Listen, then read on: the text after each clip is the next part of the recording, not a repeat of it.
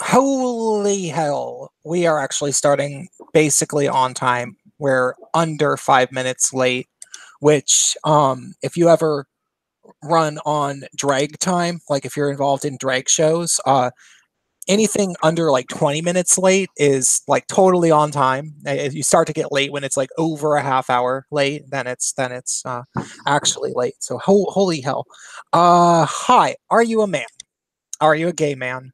Are you somebody that isn't necessarily a gay man, but is particularly interested in gay male issues or just male issues, or just somebody that enjoys listening to gay guys talk? Like maybe you're a really, really, really smart, genetically modified gorilla or something, and you've realized that humans are evolving to be the level of intelligence that you are.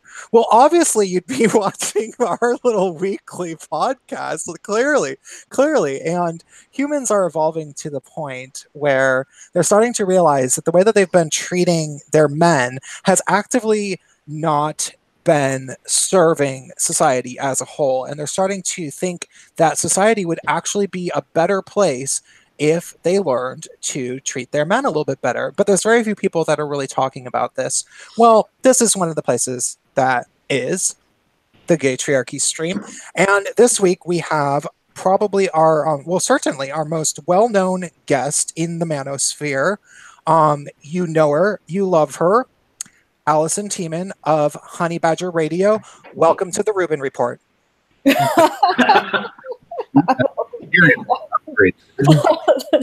Yeah, well, thank you for having me. Thank you. Oh man, you haven't had Karen on yet? No, not on the show. Oh, no. Okay. Well, I'll if you want to have her on, I'll just I'll tell her that you want to have her on. She'll probably come on your show. Cool. Yeah, so you'll have a real celebrity, not whatever I am. Well, no, you and I talked first, and I like you a lot, and Thank you. Space Pan, our other guest, who is unfortunately not here, our other co-host, because he's in Hong Kong, and he kind of acted like he would have his Wi-Fi by now, but I guess it's taking like 3 weeks or 2 weeks or something like that to get his Wi-Fi set up. And he had said that he had already asked you at some point and that you were considering it. And so I was, you were the person on the list, and I wasn't going to be like, Karen, you should come because Allison's being flaky. I wanted Allison first. So yeah. But I would love to have Karen too. Obviously, love Karen. Yeah. So. Yeah. No, just tell me when you want her, and I'll. So is it always on Fridays? Yeah, it's always on Fridays. Okay. Well, I'm sure that she would be very much willing to do it because I think a week or so ago, we went on a smaller channel, smaller than yours, definitely. And we had a conversation. So it's not about the size; it's about the asking. Cool. Yeah. And the thing is about Gaytriarchy is that like we really definitely are the only people doing what we're doing. Like I say that in full confidence because my channel, I'm just under 13,000 subscribers. I'll probably break 13,000 within the next month or so, and I basically hear from like at least get informed about any other gay guy that speaks about male issues. Like everybody is kind of like, oh, Prince of Queens is the guy on YouTube who does that, and Gaytriarchy is the actual stream of gay guys who do that. So while we don't necessarily get a whole lot of viewers, they are pretty loyal. Like they are pretty dedicated and happy that we're doing what we're doing. And I do anticipate that it's going to be a growing thing if we stick with it. So we love our viewers. They are, I mean, it's like we have a small subculture of people that I'm not sure would have ever found each other like together before all of this, before your channel, before my channel, before Gaytriarchy, Bacon, everyone. It's been amazing. Yeah, and just so you know, I mean, I was definitely actively thinking in my head while listening to Honey Badger Radio, oh my God, I should do a gay version of this someday. Here we are, the logo original people. Yeah, no, it's good to find find a good community. That's the best part of doing YouTubing. Keep going. Yeah, Yeah, and I found that the men's rights crowd is so incredibly nice in terms of YouTubers. Like when you talk to somebody who's actually, actively will proclaim themselves a men's rights advocate and has actually like looked into studies and can rattle off some statistics, like, we all have at least 5 or 6 statistics that we can always rattle off the top of our head about male issues. Like the people who can do that, as opposed to the kind of the run of the mill skeptic channels, when we find each other, we're always like so nice to each other and have so much to talk about. And I really appreciate that about the men's rights community. Like it's not just people who want attention. That's really not the point. No, I would say I would agree with that. I actually really do like spending time with people who are involved in these kinds of issues and interested in them. And that, like I said, that's the best part of all of this. I don't really like going on streams. No offense, like that's just a general dislike, not anything specific to any particular stream. But I hate the sound of my own voice. I don't like editing video with myself in it.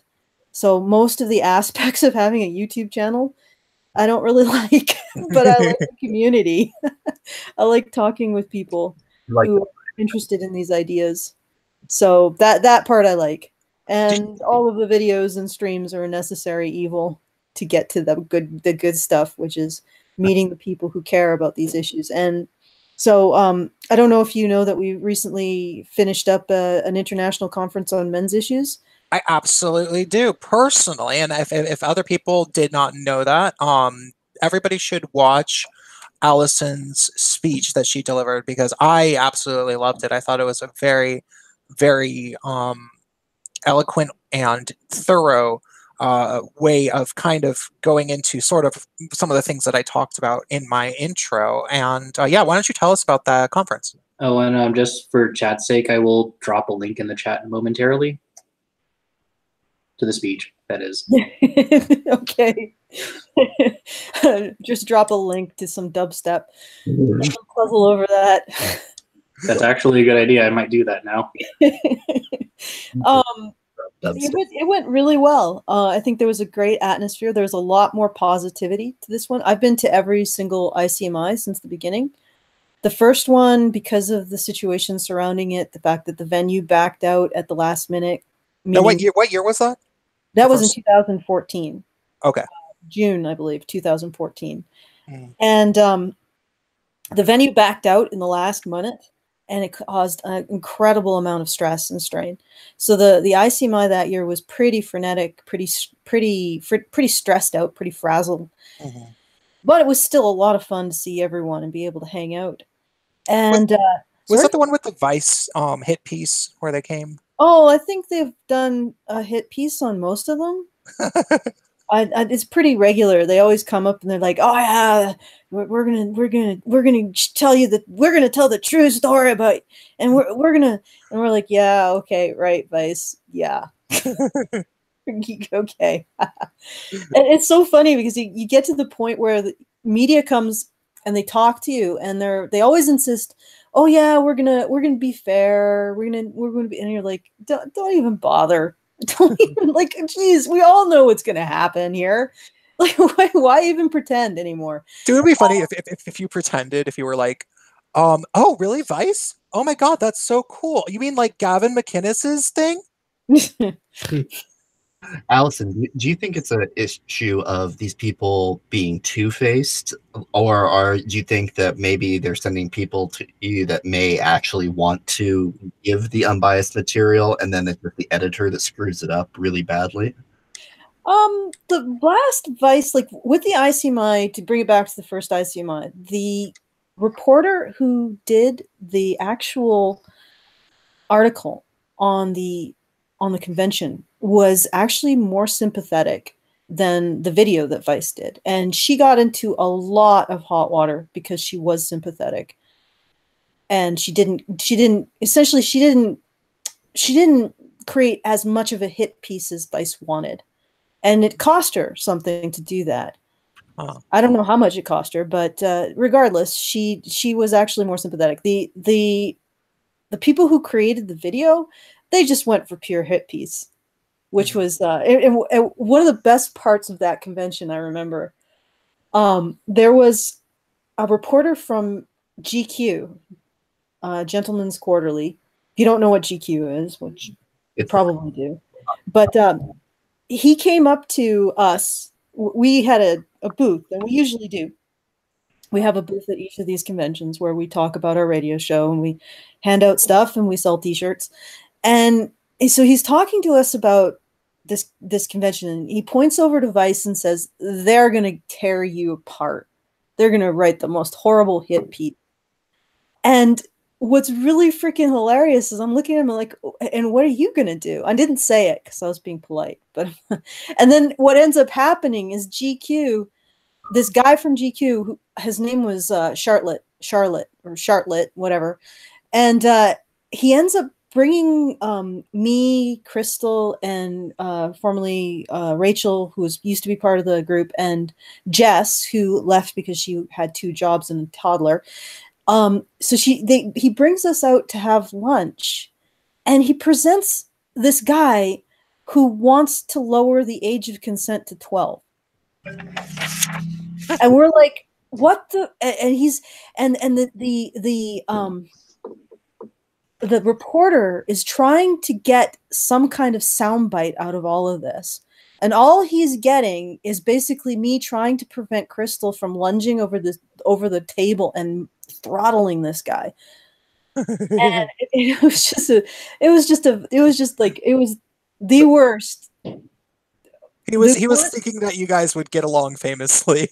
Well, he was thinking he would get something out of it. In fact, at one point during the lunch, after we had all been like, why are we here? Why are we talking to this guy? Nothing in his platform has anything to do with our platform. Why did you bring this guy and, thrust this guy on us during a lunch where you were saying you were going to talk to us?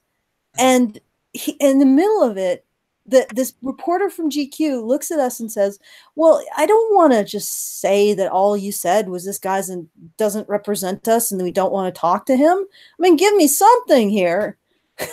Oh my God. I know. And I'm like, what are you on? And then Rachel started talking about her porn interests, and my husband at that point stepped in and said, okay, Rachel, shut up, because the media loves to spin this as some kind of, they love to get some sort of sexual story or sexual scandal. That's what they're searching for. So don't talk about that stuff. And then we just left. And he didn't get anything from that lunch because he never reported on it. He basically just took this pedo around the convention and foisted him on people to try to get some kind of soundbite from him, which he never did. And then this pedophile we only ever saw him in the company of the GQ guy. And it was just fucking like he might have been an actor anyway. I don't know what the hell was going on. Maybe he was his best friend. Who the fuck knows? But anyway, so he brings this guy, and he's like, this is what the press does. They plant shit, and then they try to frame you with the people that they've planted in your convention. Yeah. And actually, what happened is during that lunch, I actually said, that I was a victim of childhood sexual abuse. And this isn't very pleasant for me. And afterwards, the GQ guy would apologize to me, but didn't matter. Still has to do his job as a press. Try to smear the convention. I'm sorry. Did this go someplace? No. I think it's a great story. I think I'm very happy that you.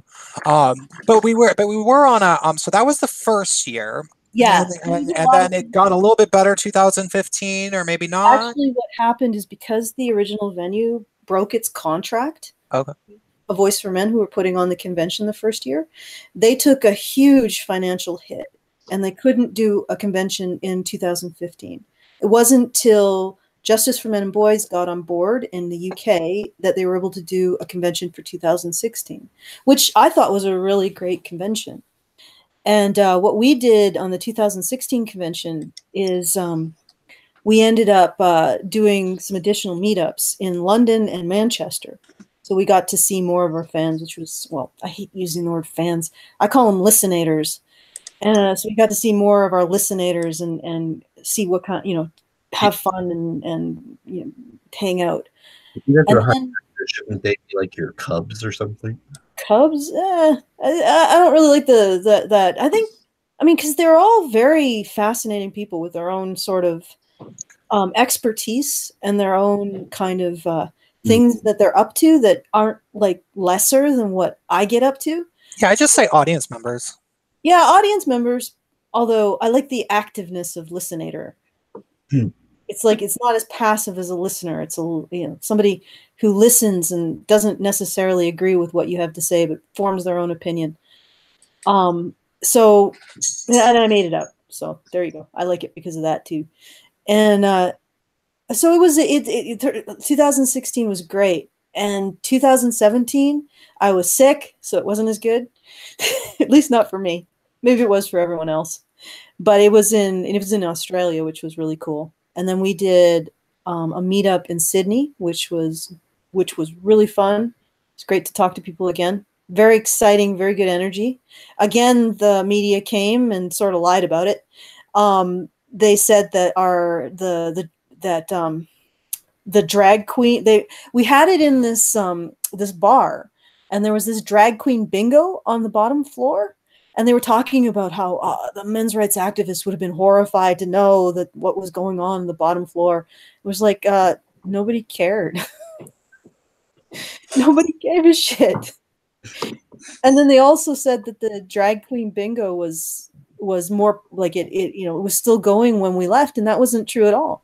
In fact, the drag queen bingo was over by the time we left and left the bar. And it was pretty late by the time we left the bar. But they sort of made it sound like it was just this small, pathetic thing. But I think there was about maybe 50 or 60 people there. And it was bigger than the drag queen bingo. But that's not the important part. And it was also much more lively in some ways. So, and I didn't want to compete with the drag queen bingo either. It's perfectly compatible events. Did any of the MRAs talk to the drag queens at all? Ever? I'm not sure if they did. I think mostly it seemed like they were busy, so there wasn't really a reason to do it. Are there many gay men meet at these kind of events, or are they majority straight men, would you say? Well, our events, I would say, judging from the statistics we have on the people who are in, for example, our patron Discord, we attract probably 50% straight and 50% lesbian well, not many lesbians, I'll have to say, bi, gay, trans. So we have a pretty large proportion. That's interesting. Of non-straight. I mean, disproportionate amount of people who aren't straight in our fan base. So I imagine that 50 or 60 people up on the top were not particularly concerned about the drag queens. And at all. And I doubt the straight guys were concerned that much either. Yeah, I definitely have a bit to say later about why I think that there aren't more gay men who are actively involved in the MRM. But we should continue with your story. Yeah, I know it was a great meetup. It was a lot of fun. I don't know. I guess part of the reason why I personally didn't talk to the crowd with the drag bingo is it just felt really a normie crowd, and I find it very intimidating. I find people with proper social skills to be incredibly intimidating. So there you go. That's why I sort of was like, you stay in your lane, we'll stay in ours. And then we also did a meetup in Melbourne. Oh, we also did a meetup in Gold Coast separate from the ICMI. And that went great. We went out for supper and a bunch of people, and I got like these great drawings from this one shy young man. And then we did one in Melbourne. unfortunately, we didn't really have a venue in Melbourne, so we were just streaking through the darkened streets like this horde of really awkward people, all in a group. The awkward horde attack. An awkward horde. I like the horde of awkwardness. Like that. Yeah, basically. And we just sort of wandered the streets. We went to a park for a bit, and then we descended on a pub where they were watching football, and it was actually a lot of fun. It's always fun. It's always an adventure when we do these meetups. And then this year was like really, really great energy. I think a lot more positivity this year. We did an Amsterdam meetup this year, and that was really that went over really well. And the reason why I did an Amsterdam meetup is we have a patron who is suffering from brain cancer, and I wanted to do something for him. So, and he lives in Rotterdam, which is like a half-hour train ride from Amsterdam. So we met up in Amsterdam. There was about 25 or so, maybe 30 people who met up with us in Amsterdam. And it was just it's just a great time. It's low key. It's fun. It's great conversations, great people. Sounds like a family. Yeah. It's a lot like a family. And it's wonderful. Like I said, this is the best part. It's the best part of having Honey Badger Radio and the YouTube channel. And then we went to the ICMI in London. Like I said, great energy, lots of fun. I mean, some depressing, really depressing topics. And of course, as always, the press. And it's never an event. It's never a men's rights event without, going home and unwrapping the present of how the press has lied about you again. But this one really takes the cake. So the ICMI had two rooms. One was a room where they had all of the speeches, and the second was a breakout room with places where people could sit down and eat, and a sort of a coffee / snack bar. And the Honey Badger Radio table was in that room. And apparently the young woman from 50/50, who was covering the event for the first day, went into that breakout room, possibly when I was going to the bathroom, and described herself as being suddenly surrounded, or suddenly the only woman in a room full of white men.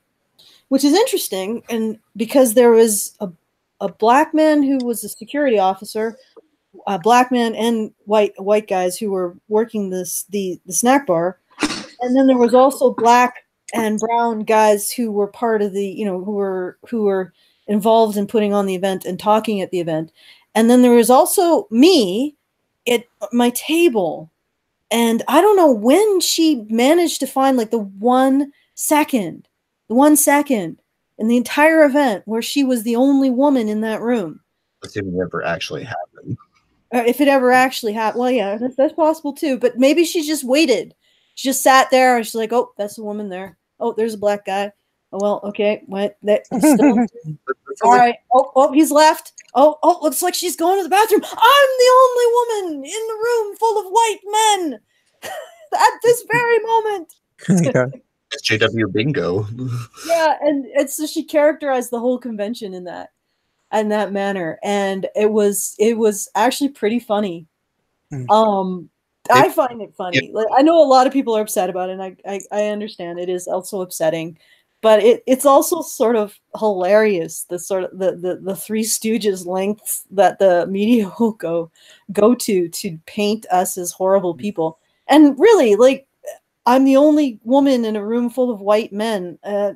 What do you think? Their white maleness is are they the same as zombies? Are they going to infect you with it? Well, they found out that toxic masculinity is not only socially toxic, but it's actually chemically toxic. It's like breathing in formaldehyde. So I see. If you have too many white men in the same room together, the off-gassing will just, it'll kill you. Oh my goodness, right. We need to get some OSHA on that, eh? Well, yeah, and if you were to mention the racial minorities and females in attendance of any of these events, or like if you were to talk about a Proud Boy gathering and how there are, you know, I only know one Proud Boy, and it was the first Black guy to join the Proud Boys, you know, like and we became YouTube friends. And if God forbid you ever mention the Black guys, because they will have a field day with that. Oh, now you're tokenizing them. Now you're trying to use them as your prop. So it's like you literally can't win. Well, if you don't care about the truth, you only care about the message, well then any distortion is not a lie, it's just editing.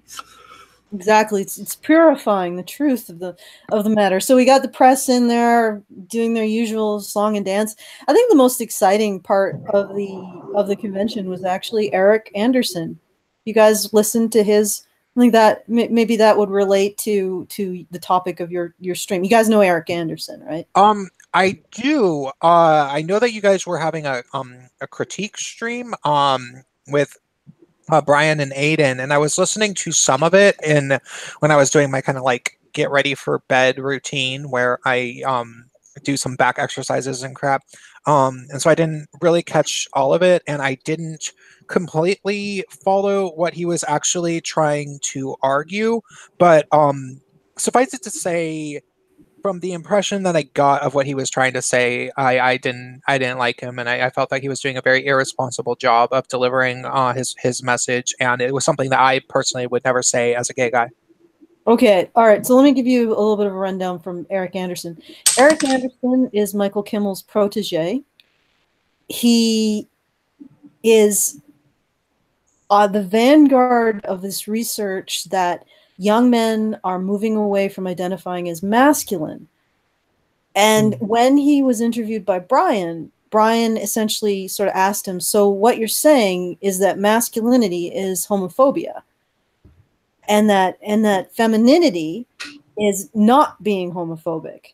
And Eric Anderson sort of said yes to that, which was just, it was jaw-dropping. And after that, Brian asked a whole bunch of people, so on a scale of 1 to 10, 1 being feminine and 10 being homophobic, where do you lie?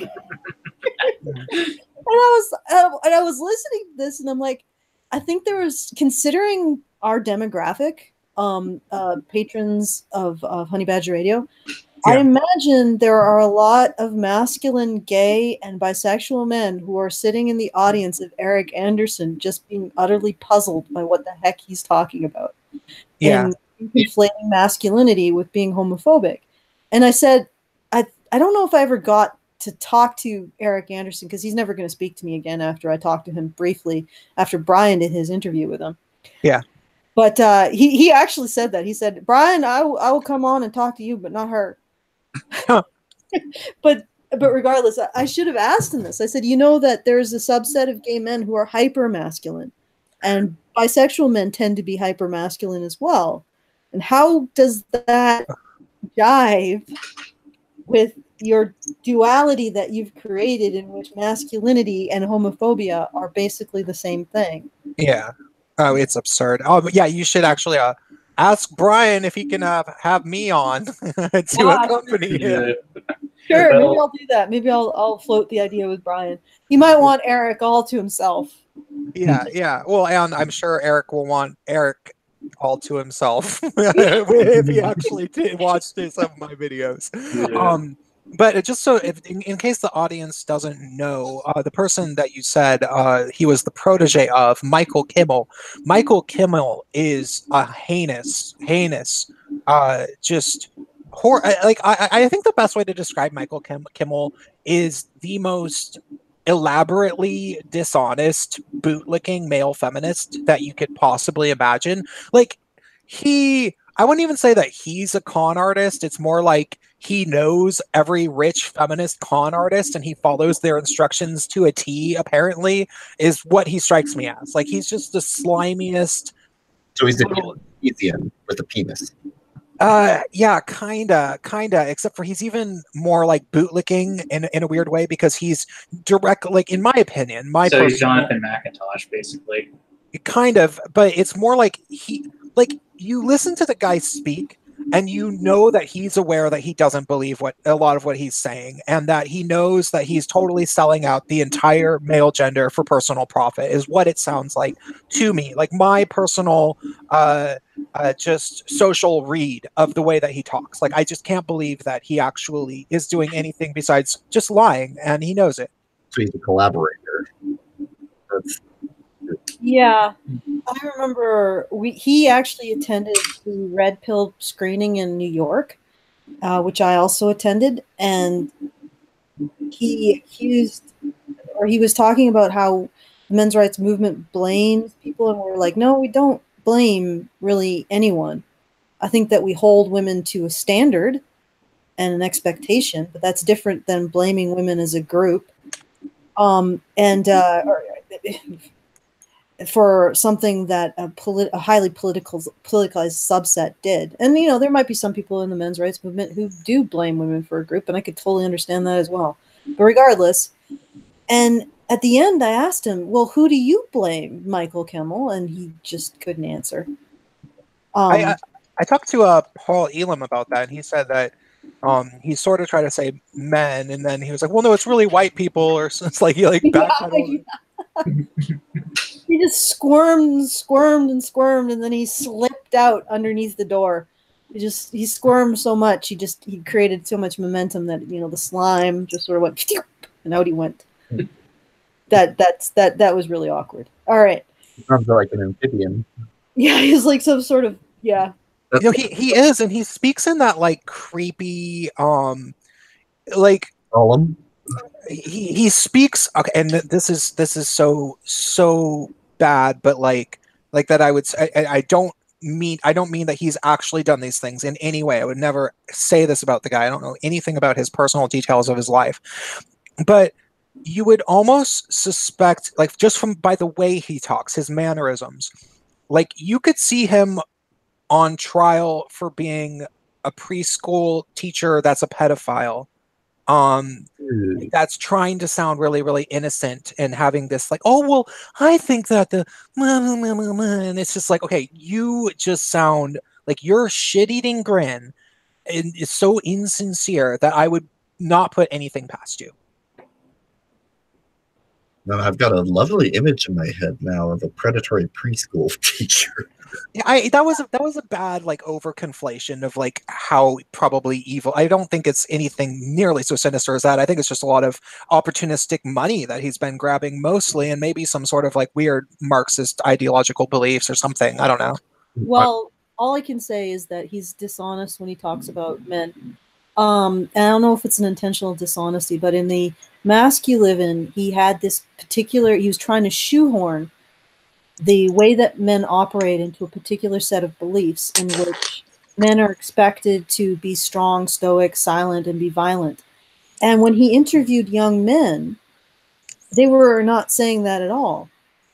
They said that the mask they lived in was one of being happy, happy-go-lucky, you know, funny, not troubling anyone with their concerns. It had nothing to do with violence. It had to do with not being a burden. Mm-hmm. And he never addressed that. He never addressed that discrepancy. And mm-hmm. It was actually really glaring. And it's unfortunate that he's allowed to work with young men because he doesn't listen to them. Do you know where I think that the source of you know, that like weird the Michael Kimmel stuff, the you know, the way that he speaks for young men and puts words into their mouths and isn't the least bit concerned with how they actually feel about themselves. And then they made that whole movie, The Mask You Live In, which you kind of just talked about, which he was in. You know, he was in that movie, The Mask You Live In.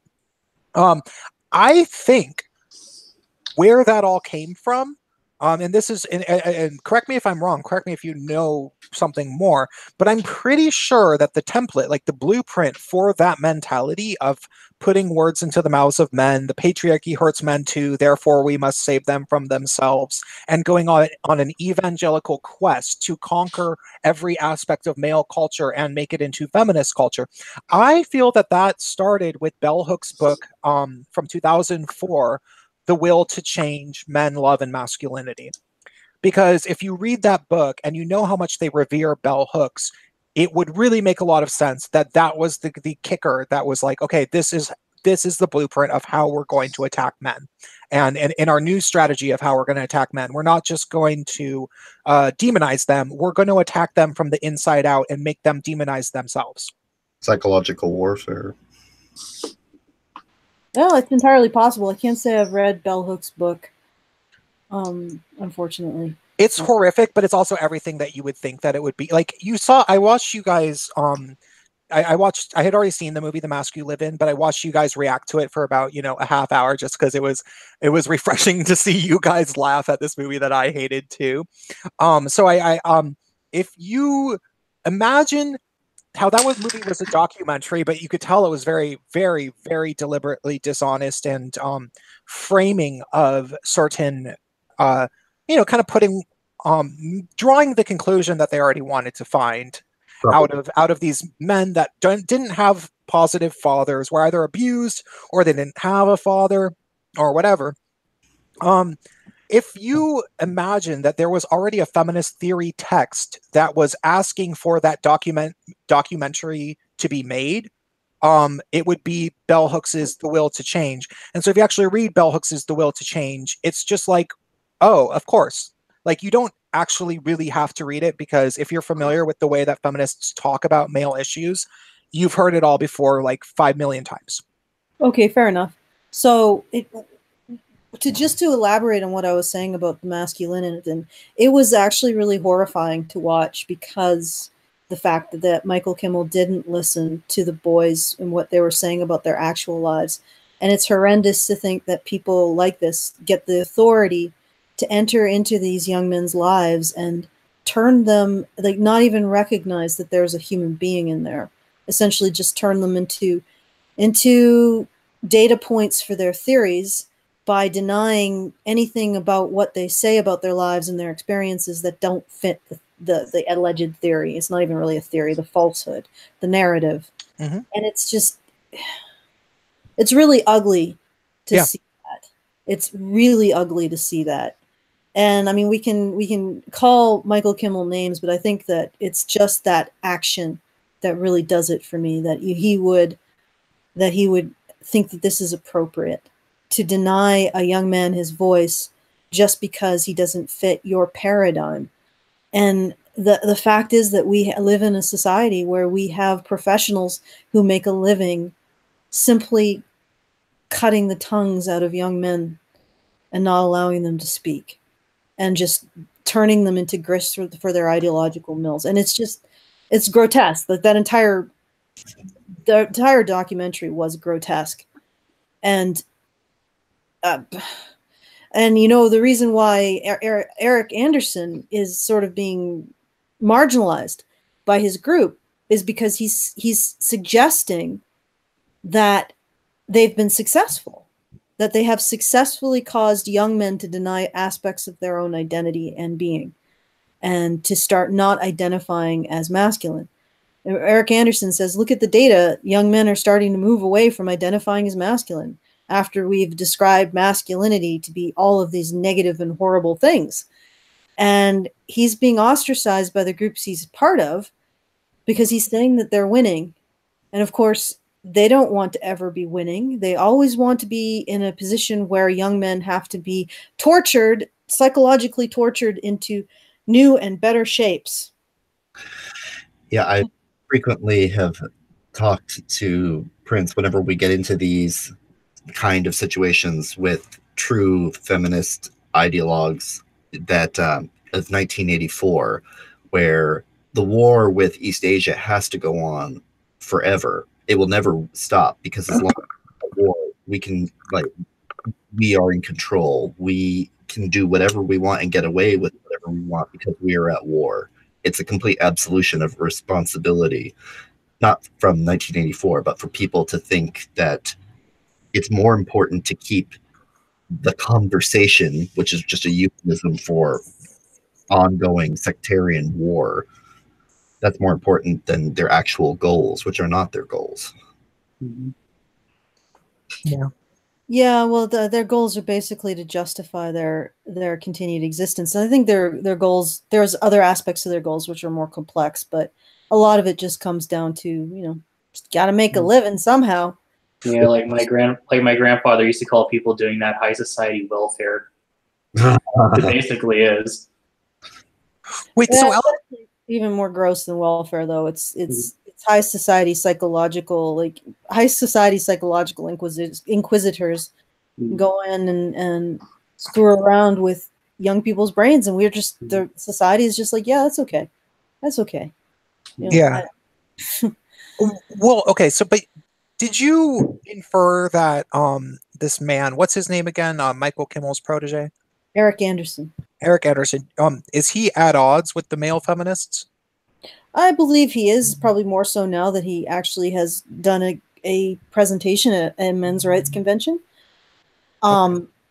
And I mean, people were fairly polite. They received what he had to say. I'm not sure they really agreed with it, but and I think I got into, I guess, a heated debate with him afterwards because I was trying to tell him that I think that he may not be capturing an actual change in how young men conceptualize masculinity. Because if you frame masculinity as harmful to women and gays, but mostly women, because homophobia is really misogyny, when you do that, then young men start to not want to at least identify as masculine because they feel like doing so is harming women. And I said, well, you look in the past, masculinity was defined by protecting and providing for women. So you've basically said, hey, young men, the evil lies within you that harms women. And then they are like, whoa, I want to denounce this evil because I want to protect and provide for women. Well, masculinity was always defined in that way.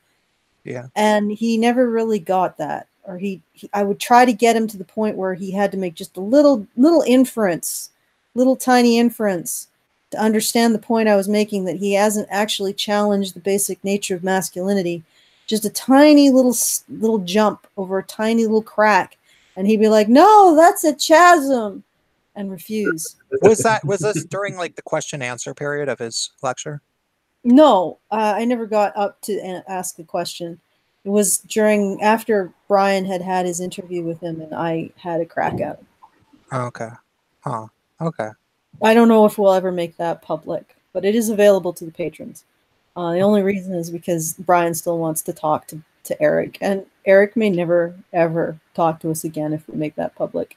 And, if he doesn't, that's okay too, but I still want to give Brian a little bit of time to try to get him back on and have a chat, see where he's at now, what's happened to him. Does this guy have a doctorate? I think so, yeah. Yeah, no, definitely. He definitely has a doctorate. Because, it's so funny, like, one of the very earliest things that I did when I made my channel and started speaking about men's rights issues as they relate to the gay community was debunk the kind of the common misconception. The biggest marketing strategy that feminists have towards sucking gay men is they play along gay men's fear of heterosexual men. And they remind gay men that ultimately, when you were growing up in middle school or high school, you tended to be bullied by the straight guys and you tended to be friends with the girls. And that's a very, very almost entirely universal story with gay men. There's exceptions, but mostly not.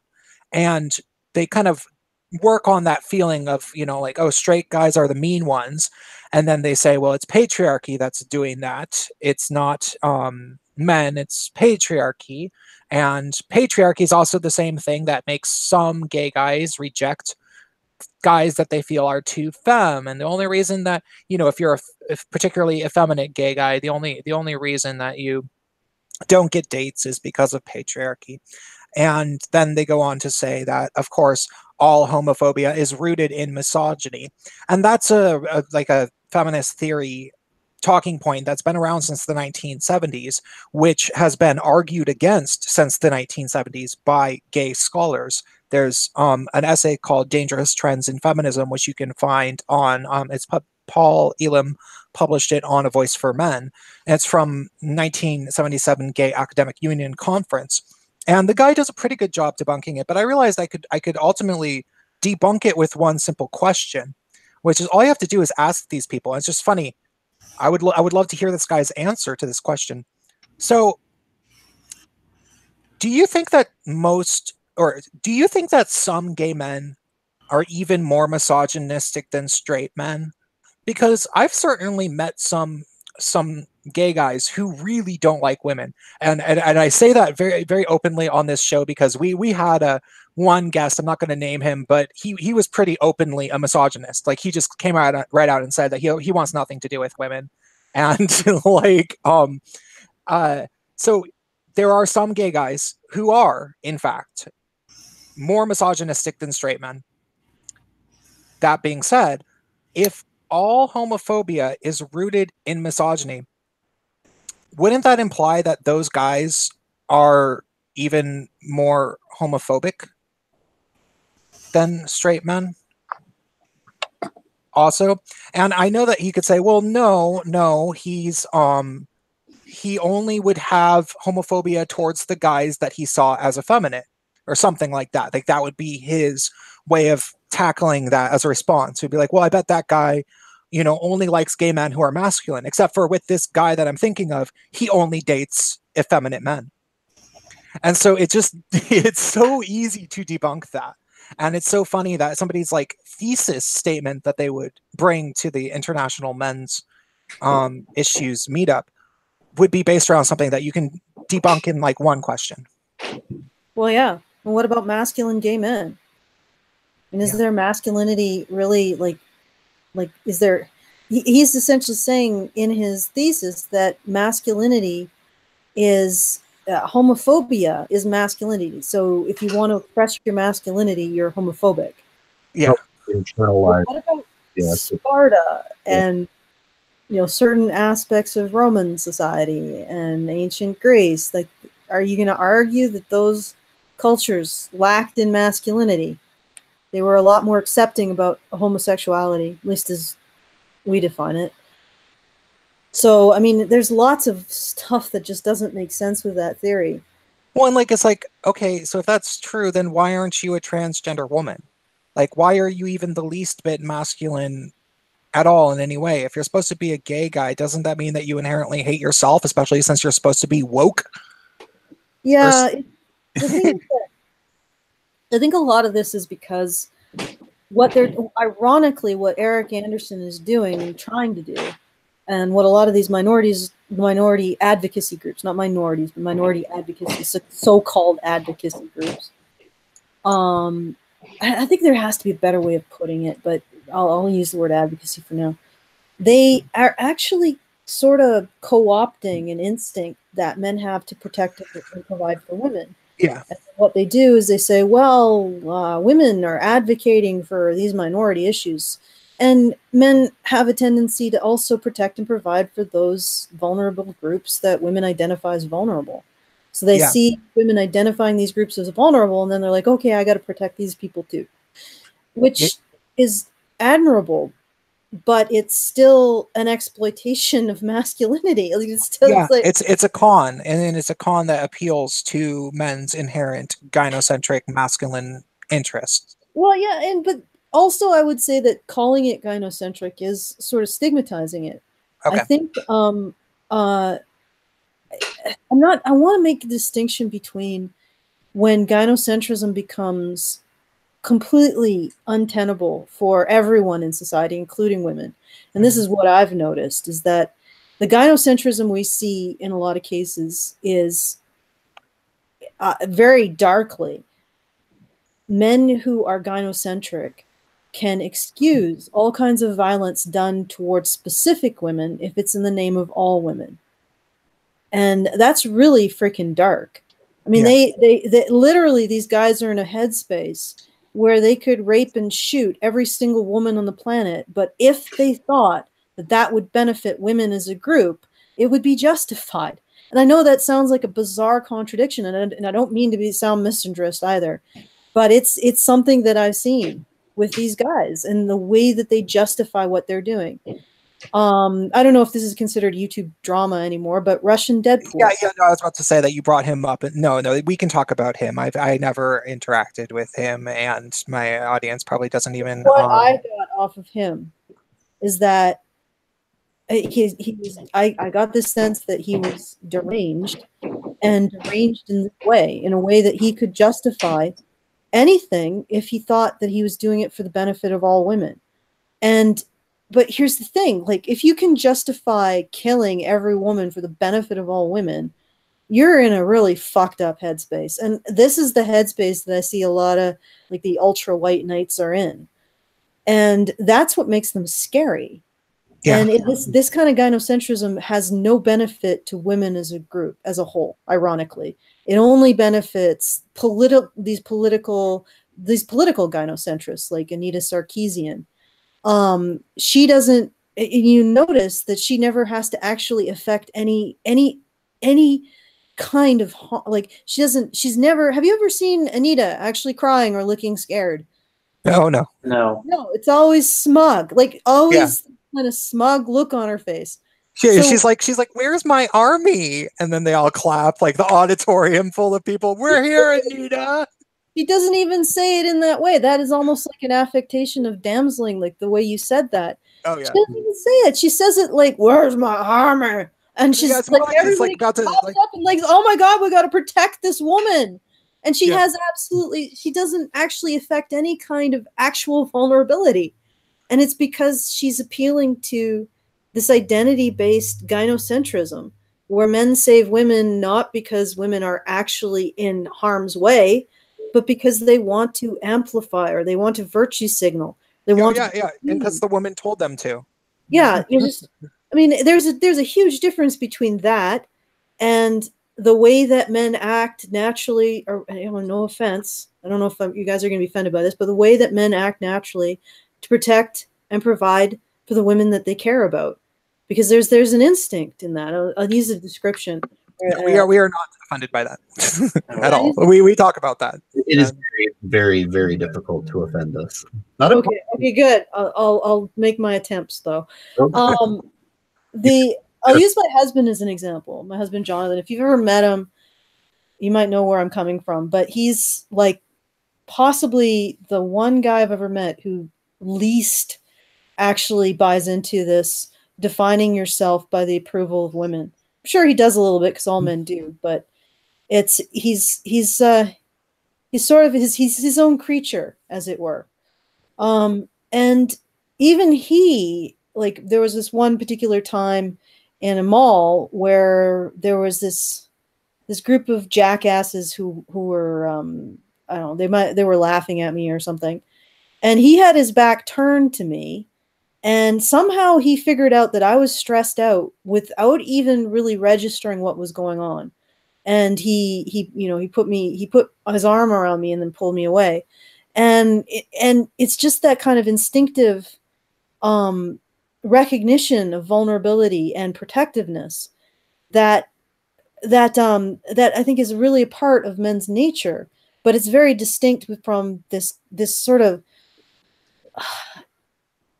this very vain kind of vain and dangerous narcissistic white knighting that's really just about having a positive identity. And it's not triggered by actual vulnerability in women. It's just triggered by, I don't know, the Anita Sarkeesian signal, which is just, oh yeah, I'm totally terrified by this thing that's just happened. It's really scary. I don't really want to get into, it's just a scary thing. And she does it with the complete lack of any kind of presentation of vulnerability. And and the reason why they do it is because, reason why they respond to it is not because of that instinct. It's because. Yeah. Okay. So I see what you're saying. Yeah. It's not the actual, women in danger threat narrative that can affect even MRAs. Like, I have literally been personally attacked by a fellow MRA that I have a good relationship with. I hope I still have a good relationship with him. I haven't actually even talked to him since then, because he thought that I was being too mean to a female on Twitter. He didn't know the story. Like, he had no idea why I was mad at her, but he immediately just jumped to defending her because he liked her and thought that I must be wrong by, you know, by being firm with her and saying, like, hey, I'm not interested in talking with you. Don't talk to me on Twitter, was basically what I told her. And this was, you know, a few months ago in the thick of the drama. So there were very tangible reasons why I was like, hey, girl, I don't like you and I don't like your friends. Don't talk to me, you know? And he was like, why are you being mean to her? Fuck you. And but he just didn't know what was going on. And he thought that she was legitimately being attacked unfairly. And I can see why he would have thought that. He was not being manipulated by her into a coordinated attack in the way that Anita Sarkeesian weaponizes her male white knights. Yeah, and they're not responding. Again, they're not really responding to any kind of vulnerability. They're responding to just an affected, completely almost arbitrary declaration of victimhood. Well, Anita Sarkeesian basically says, come to me, you my flying monkeys, and attack. Yeah. Yeah. And I guess it's the flying monkey gynocentrism, which the thing is that what I've discovered just talking to men is, and it took me a long time to wrap my mind around this and really reconcile myself to this, and several guys had to tell me about it, and be very like, you know, this is a thing. I think most men would rather not lose, or would feel like a loss if they did lose that instinct to protect and provide for women. Mm-hmm. And this is why a lot of them reject the kind of stuff that we talk about as men's rights activists, because they feel like it's a threat to that instinct. And to them, it's a huge part of their psychology. And and like I said, it took me a long time to reconcile myself to this, because I was, you know, for a long time I was like black pill, despair, rage. Why can't men fail women as a group to go fuck themselves? Yeah. I know where that's coming from because I've been through it. And it took me a long time to just realize that this is a part of men. It's a part of a lot of men's psychology. It's a part of their psychology that they value. And if you say, okay, well, in order to deal with these things, you have to reject and deny this part of their psychology, they won't do it. They just won't. Yeah. I think that's especially true with heterosexual men, and especially heterosexual men with children, or who plan on having children, and they think about, you know, a future for their daughters and their relationships with their wives. And it is like, you can make all the arguments and they can tell you, I fully agree with that. Actually, I was once accused of sexual assault. She took back her story, but it was really terrifying for a week, blah, blah, blah, blah, blah. You can tell them all this stuff, and then they'll listen to, they'll watch the Red Pill movie and they say, wow, that was really, really fascinating. And then you ask them, so are you maybe not a feminist? And they're like, well, no, I'm still a feminist, but I'm a real feminist. You know, and that's what they would say on Facebook. And I don't know if they really believe it, or if they just want to save face publicly, or if it's this combination of having this sort of purpose, kind of like what you describe. And I think that that's very inherent within straight men, with their social realities and how they orient themselves in the world. Yeah, like I understand what you're saying. I'm not I'm gonna just, because I think that we might be slightly at cross purposes. I'm not really talking about it as an identity level. So when you're talking about a guy saying, oh yeah, but I'm still a feminist, you're talking about an identity level, an ideological level. I'm talking about something that's more instinctive. Yeah. Well, no, but the thing is that those guys who say that, I don't think that it's an ideological thing with them. Like the guys that I'm thinking of, I don't think, what I think is actually going on an ideological level is that I was able to, because I've had this, like, I know so many people on Facebook, and I am so relentless with my cramming red pills down their throat all the time because I can get away with it as a gay guy. And I have had so many instances where I was able to, you know, get through to a straight guy and get him to admit that he has been the direct victim of feminism, and maybe get him to watch the Red Pill movie, but he still feels like the thing for him to do, at least publicly, is tell everybody that he's a feminist, and yet admit that all feminists are horrible, except for he's one of the real ones, kind of like Christina Hoff Sommers. And I don't think that that's an ideological thing. I think that that's an instinctual thing. I think that that's because of his social reality and his instincts to want to have a word to describe the fact that he still, at the end of the day, prioritizes women ahead of himself. And he wants everybody to know that. Yeah, well, that's the everybody to know that part. That's sort of the narcissistic virtue signaling. What I'm trying to get at is that this seems to be inherent to the beast, and the only way to go forward is to somehow accommodate it, at least if you want to appeal to a majority of men. And like I said, this took me a long time to just wrap my head around and accept that it isn't, in many ways, it isn't respectful to men to deny that this is an aspect of what they want from their lives.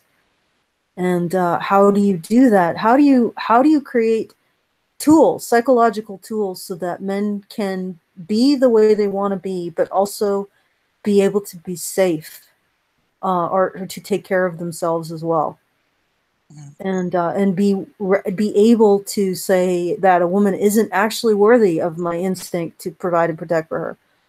You know, how do you get men to that point and still respect the instinct itself? Yeah. So. And the thing is that I'm having with gynocentrism, and I've been seeing some interesting things coming from like Peter Wright, because he's starting to make, or he has made a distinction between toxic gynocentrism and just like his natural gynocentrism, which might be a good way to go with this. But it's a quandary, you know.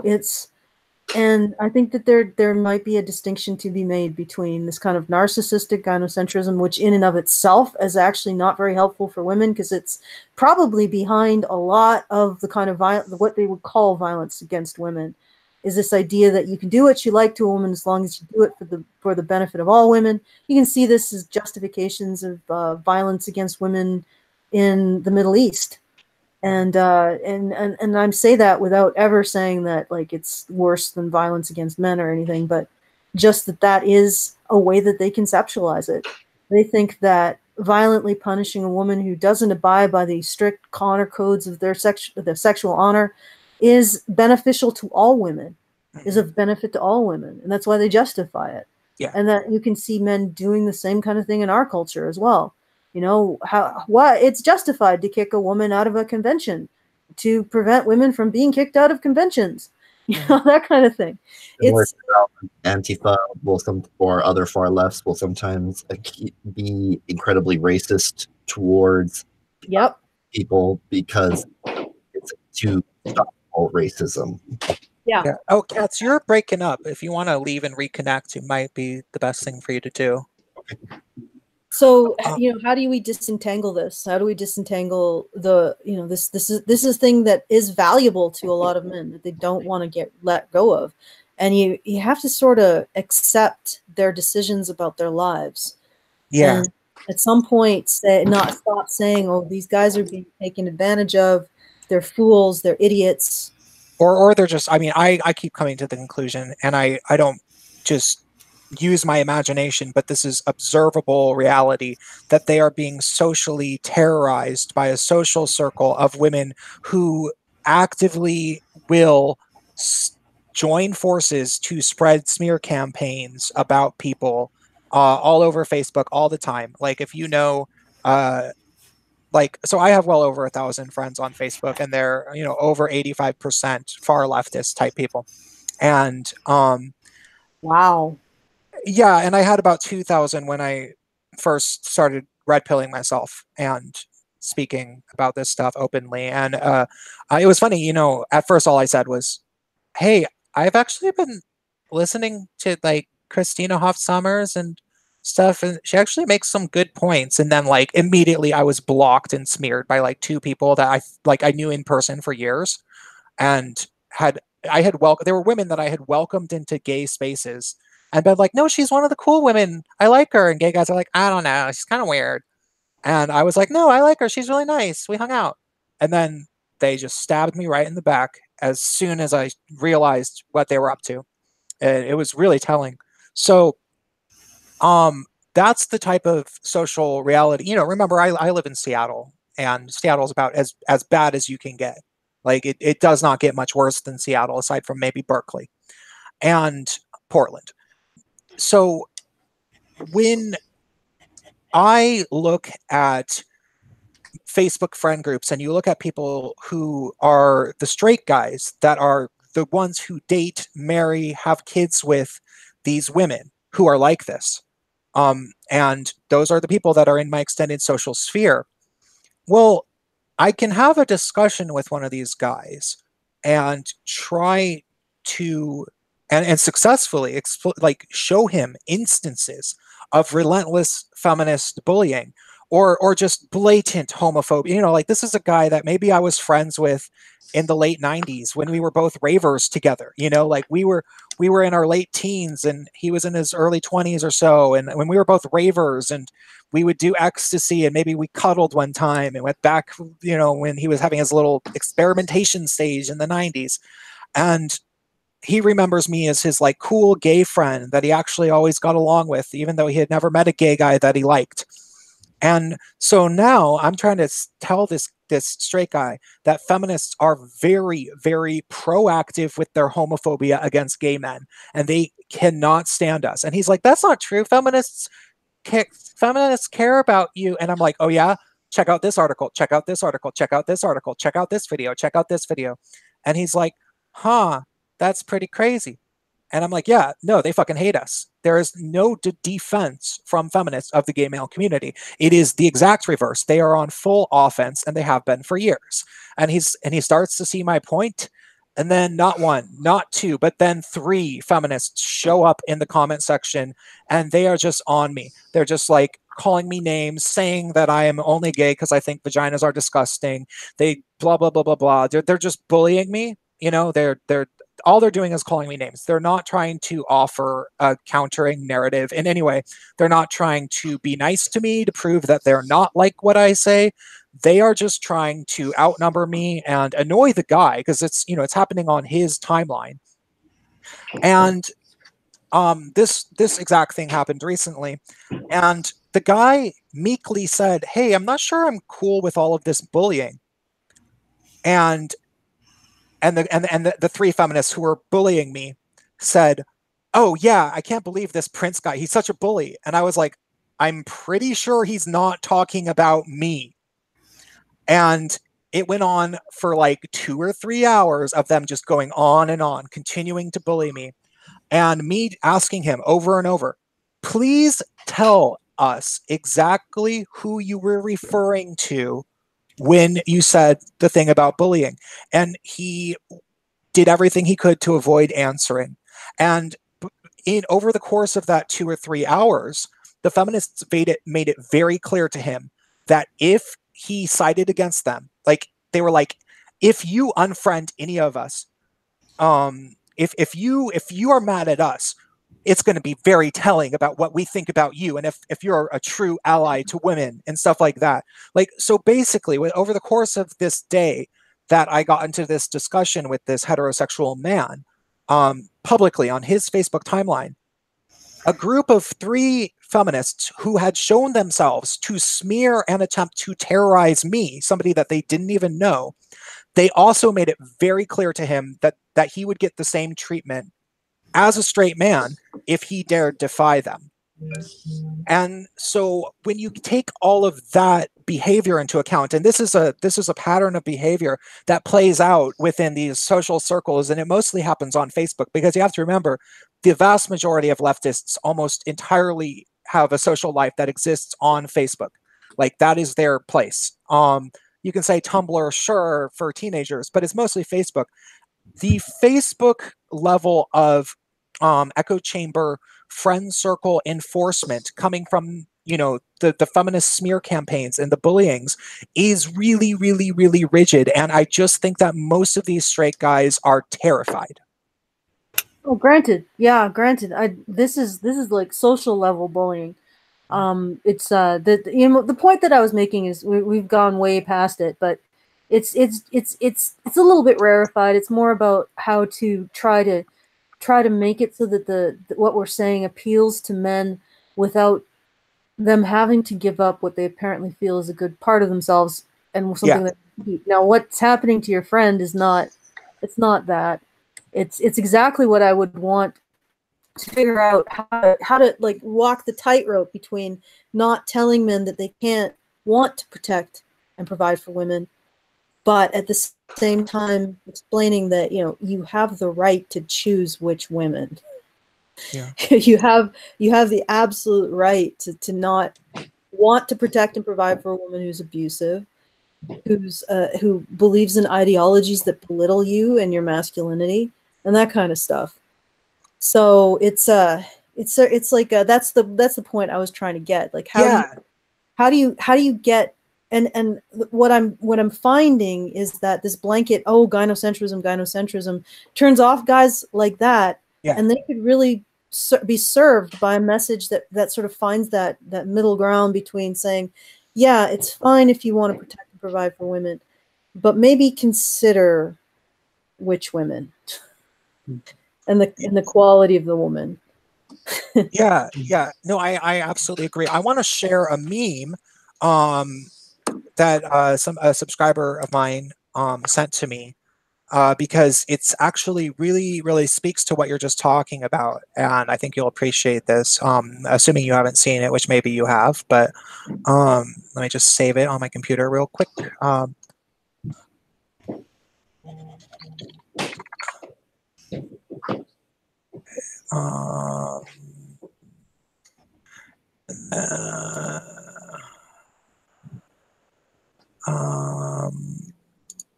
Okay, I have to screen share my photos for videos. The Gaytriarchy is not quite as technologically advanced as the Badger radio, I'm sorry to say. Well, we're not entirely that bad. No. So, they are quite. It's Hangouts on there. Oh. Our technical difficulties are quite bad. So, okay. Can you so present me to everyone? So everyone. There we are. Oh, damn it! Hangouts on there. There we go. Yeah. So, it is. I'll read it. Females are not feminism. Do not conflate feminist with female.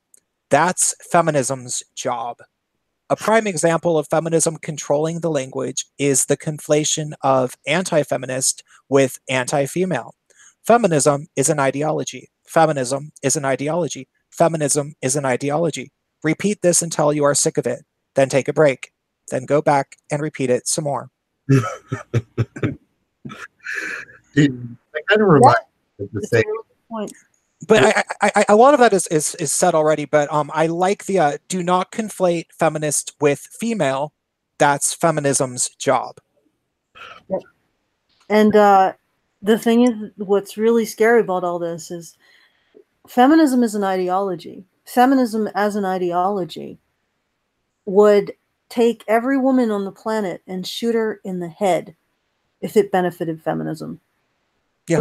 The same way that PETA claims to care about animals, yet they spend most of their resources euthanizing pets that they take from shelters because they think that it's better for animals to, in this case, be dead than to be enslaved or treated, quote unquote, inhumanely by people.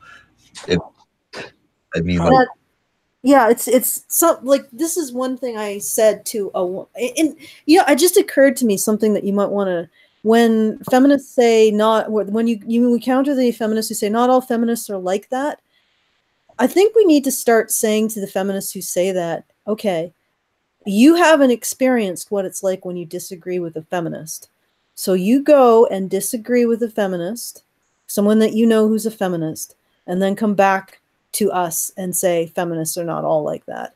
Yeah. Because they're not, you're sure feminists are absolutely, I'm sure they're absolutely polite, genial, wonderful people as long as you're agreeing with them. The moment Yeah. you disagree, the claws come out. And Oh, the yeah. other thing that I wanted to say in regards to what you were saying about feminism not being female, like that it's not being the equivalent. Not only would as feminists as an ideology kill all women, why should I want to be part of a group of people who will not call out the violent radicals who want to kill people like me? There are violent feminist radicals who want to kill women who have the misogynies, you know, they internalize misogynies. They've expressed a desire to kill us. And why would I want to put my truck in with a group of people who doesn't call out their radicals who want to kill people like me? And they've never had an answer for that either. It's like, at what point do you take responsibility for the psychoticness? And you don't even have to be like, oh, this is what I am saying. Like, you don't have to take responsibility as in this is feminism, but you do have to take responsibility for who you choose to kick out. You choose to kick out Christina Hoff Sommers, but not Valerie Salinas. You know, you see, there's sort of a thing going on there. Yeah, or even bell hooks. Like, you don't have to read any further than the living matron saint of supposed progressive feminism to find out that she is a man-hating radical with issues that was dramatically physically abused by her father before the age of 5. Yeah. So you have to think about, if you're one of those feminists who says not all feminists are like that, just consider who you're deciding to kick out of your movement and who you're deciding to keep in. And if you're deciding to keep in the radicals who say that they want to kill women like me, I mean, you spend a lot more time excommunicating someone like Christina Hoff Sommers or Kathy Young than you do the radicals who want to kill women like me. And that speaks loudly. Yeah. It speaks very loudly. And I'm sorry, but I know that I am a minority among women. I know my gender expression is a minority among women. And I'm not going to give myself over to a group that advocates for the majority gender expression of women, and wants to, you know, their radicals want to kill me. Sorry, I'm not going to be part of that. Yeah. Well, and I'm one of the people that's been expelled from, you know, the inner circle of the left in that really dramatic, vengeful way, because I was a queer artist that was signed on a record label and did theater, like a lot of it in the San Francisco Bay Area. And it was mostly things that, you know, if you looked at the flyer for like 30 events that I performed at, it would say queer on them, you know, and queer became synonymous, if it wasn't always, with feminist. And I was right there, me performing. Now, I was never a feminist, technically. I never really thought that much about it. And all my friends were gay guys for the most part. A few trans people, a few cool lesbians, sure. But the dramatic, over 90% of my friends were gay guys because it was San Francisco and you can just hang out with gay guys. And it's like that. And when I knew all of their politics backwards and forwards, and you know, I just didn't really speak all that much about it. I just was like, hey, I just want to do my art, and if you think that my art is political and you want to book me at this show, that's cool. I'm a gay guy, I guess, fine. And then the second I really started criticizing it, yeah, that thing that happens to Christina Hoff Sommers or Kathy Young happened to me, and there was lots of threats. There was smear campaigns. You know, eventually my mailbox got ripped from the ground after I had been doxxed. I don't know, you know, who did that. But all these things, they do happen very significantly, and it's exactly what you had said. When during this process, when this was really first happening to me, you would say, when they say not all feminists are like that, I would tell these people, I would say, okay, well, if you know reasonable feminists, like if you know all these reasonable feminists, and you've also known me for years, and you know that I'm a reasonable guy, and I've told you all these arguments about, these very undeniable arguments, like the fact that men and boys are falling behind in every level of education, and young men compose around 40% of university enrollment, which is a number that has consistently fallen since the advent of second wave feminism. So, how about you go and find these reasonable feminists and talk about that? Open up a conversation with them about the falling levels of men in universities and how it, in terms of timeline, has related to the rise of feminism in the Western world late last century. Go ahead and have that conversation with them. And I don't know if they ever did. Usually, eventually, they'd unfriend me or block me. So. Well, I've had conversations with, the good feminists in air quotes in person. And when I talk to them about these issues, a lot of them come away thinking, maybe I'm not actually a modern feminist after all. Yeah. Like they're almost willing to just just dump the whole thing and move on from it because it's not what they wanted or what they fought for. Yeah. Yeah, I've definitely had that happen. Alison, though, I want you said that you're gonna have to go soon. Totally understandable. I wanted to ask you two things specifically. One is probably, you're not going to necessarily have a big long story about this, but maybe you do. I have been in contact with the man who was formerly an adult film actor, Logan McCree. Did you get a chance to speak with him in London? Yeah, I did speak with him in London, and I also Brian did actually talk to him as well. Yeah, I listened to that. And I found it was really interesting because he was, of course, one of the aforementioned, I mentioned before, like masculine bisexual men who probably were baffled by what Eric Anderson was saying. Mm-hmm. Sorry? Or enraged by it. Yeah, or enraged by it. Count me enraged. Yeah, it was interesting to get his opinion on Eric Anderson and also 50/50, I think, did an interview with him and questioning why he would throw his lot in with men's rights activists and why he would turn away from his queerness to believe that he wanted to raise a kid with a woman. It's like, well, maybe he just wants to raise a kid with a woman. That's revolutionary. Maybe revolutionaries shall be taken to the committee and burned.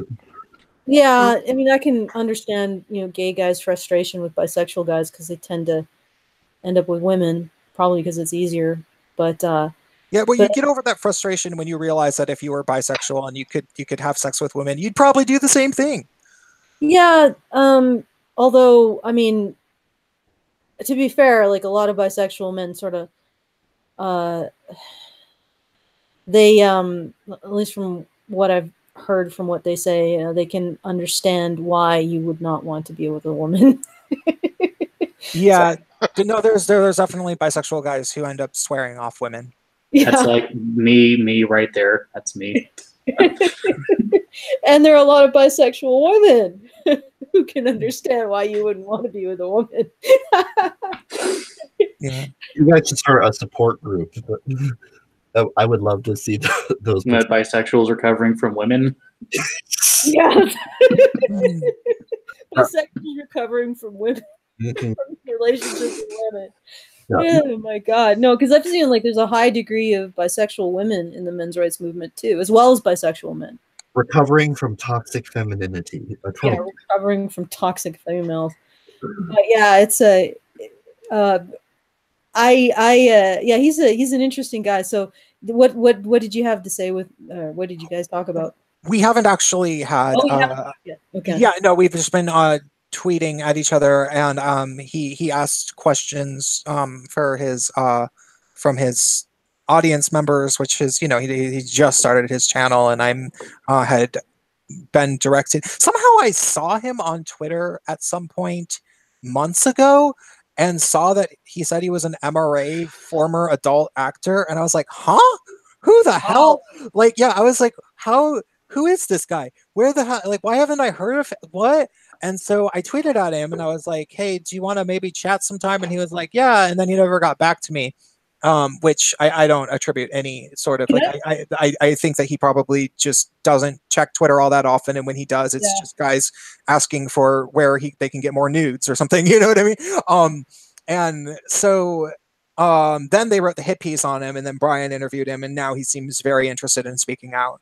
So I asked him, he asked if anybody had any questions for him, and I just asked whether or not he had encountered feminism in the pornography industry, and he said no, that he hadn't, but he did encounter some people that after they quit the business became big feminists, which was actually my experience. Like, I have this one friend that I knew in particular who was a very, very wacky guy, like one of the most, I would say, like, literally the most fucked up person I've ever known. And that is really, really saying something, because my co-hosts can tell you I've told some stories on this channel, but Prince opened up a catalog of mental disorders based purely on people that he knew in his personal life. He would have a pretty brisk business.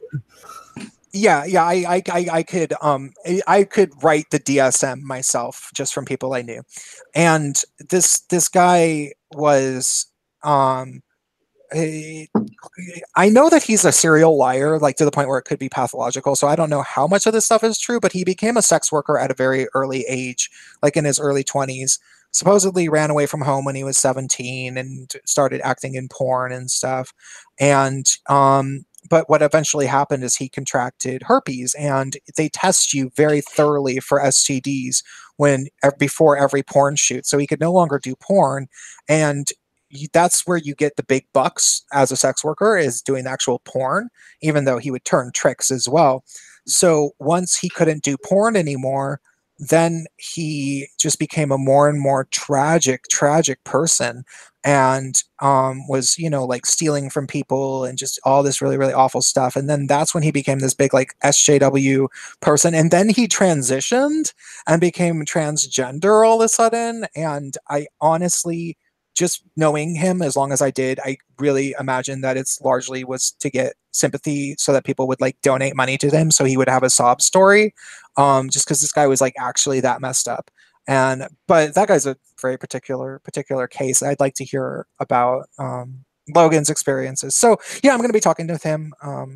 He seemed like a really, really nice guy, though. Yeah, it's definitely interesting. I have to confess before I leave that the only place that I've ever met male bisexuals is in the men's rights movement.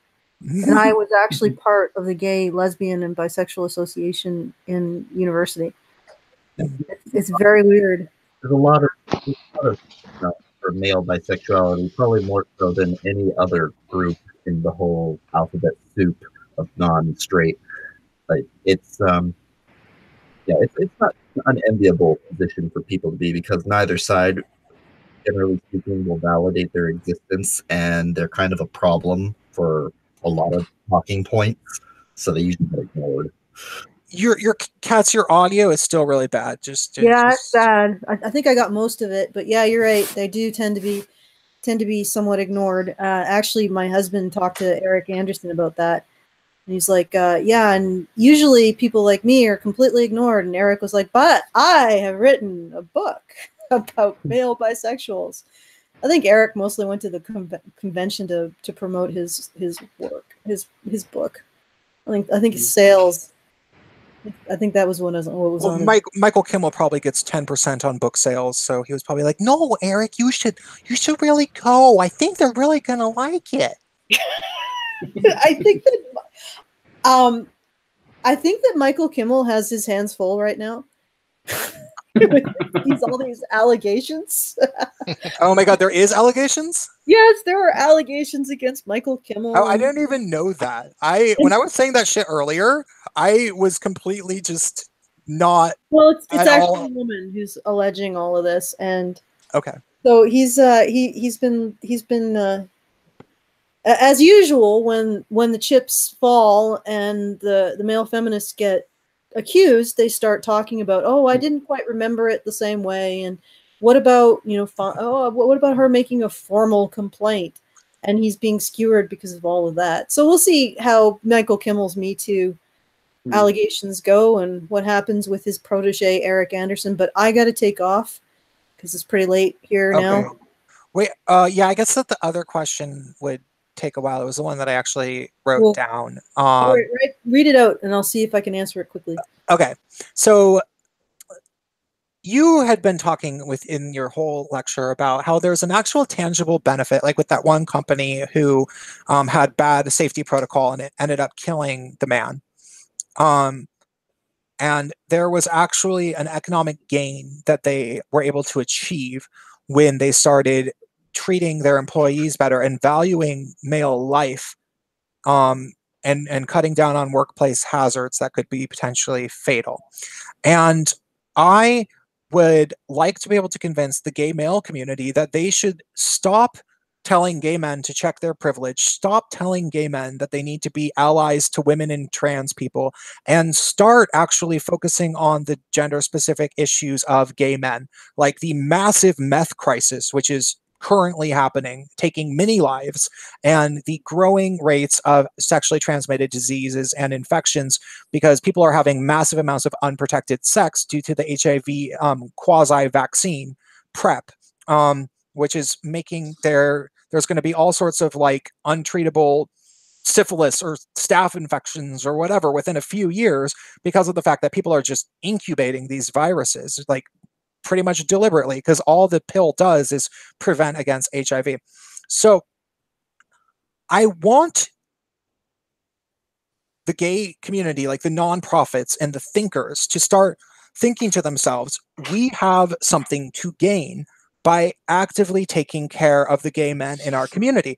But what I don't know is whether or not the nonprofits have anything to gain, because the nonprofits all came into existence during the advent of the AIDS crisis. And that's a very, very long question, and maybe you don't have an answer to that. But I at least wanted to run it by you and see if you follow the dilemma. Okay, so what I'm getting from what you're asking is based on the Alcoa model, the Aluminum Company of America model, in which they actually addressed what is in effect a men's issue, which is workplace safety. And they made it their primary focus, rather than corporate profits, was to reduce workplace injury and death in their industry, based on the leadership of their Peter O'Neill, which was their new CEO. And as a result of that, they actually fixed a lot of problems that had been essentially they'd been papering over using the willingness to sacrifice men. And because of fixing those underlying problems, they gained a great deal in terms of efficiency. And you're saying, how would that model work with the health and well-being of gay men, prioritizing the health and well-being of gay men for nonprofits? Yeah, and is there any way, like, because I mean, ultimately, you could make the case to businesses that market for gay men. I don't know what exclusively markets to be for gay men, lubricants, vodka, yeah. Like, but there are things that are primarily marketed to be for gay men, things that are exclusively marketed to be for gay men, or at least have a very significant gay male dollar contributing to it. And you could argue to those people that, hey, you should keep the gay men happy, healthy, and wealthy so that they're buying more of your products. But as far as I can tell, I mean, I from what I observe out of the gay reality is that the nonprofits want gay men to not be happy. They want us to feel like victims, or they want us to like have diseases so that they get to like basically the what? Justify their existence, basically. Yeah. Exactly. Well, here's the thing, and this is why I'm sort of suspicious of a nonprofit approach to dealing with problems, social problems. Nonprofits are highly invested in continuing the problems that they supposedly are creating. And you can, I guess, make the argument that that's also the case for corporations. But a corporation can actually pivot to another income stream once they solve a problem. Yep. A nonprofit can't. It's dead. It's gone. And then all of the people who've defined themselves in terms of, and it's not even just define them, the income that they lose. It's also their definition. They've defined themselves as the saviors of this group. Well, they don't need saving anymore because they're fine. Well, then I have just lost my identity that I've invested in. And it could be just wanting to keep that is the incentive to keep the people that they so-called advocate for sick and desperate and in need and dependent. So, I mean, there's a darkness to charity, and there's a darkness to nonprofits, and there's an incentive to keep people reliant. And I don't know if I have an answer for you off the top of my head how to convince nonprofits that they should want to put themselves out of business. Yeah. I mean, how many nonprofits have you ever heard that have said, "Oh yeah, okay, problem solved, goodbye"? Yeah, how many especially in the gay world. Yeah. Because when you're dealing with what they call socially aware corporations, who are, to use an example that I learned, or being part of design, industrial design in my master's, we took some courses in industrial design. There was a socially aware corporation who created this pump that helped farmers in poor areas irrigate their crops. And they didn't do it for charity. It was actually a product that they sold. But what they did was they would license the product design to local manufacturers who would create it and then give them a fee back. And then the farmers would purchase this. And because it was based on a capitalist model, it was a solution that was self-perpetuating. And they never gave them for free. They made it so that the region itself would produce them and sell them, which increased their overall economic productivity, and it was a real solution. If they had just given it to them, then they would have been stealing. Well, they would essentially been taking money out of the industrial base of the area. But they actually structured it in such a way that they created a product that solved a problem, and then allowed them to take part in creating, manufacturing, purchasing it. And the fact that it was part of an economic system meant the solution was self-perpetuating. And that's not something that you see with nonprofits. There's absolutely no incentive. And if a socially aware corporation gets to the point where they've solved a problem that they've set out to solve, they aren't defined by that problem. They can go to a new one. They move on to a different product or a different solution, whereas nonprofits tend to be stuck with their with the particular group of people that they're supposedly helping. And that's the other thing. Socially aware corporations look for products that actually improve lives, specific product interventions, whereas nonprofits are advocating for groups of people, which tends to promote this kind of toxic charity attitude and poverty of being in those groups of people. So I don't know if I have a specific answer for you, except that I don't know, nonprofits, I have never heard of one actually stepping aside and saying, "Job's done, let's pack it in."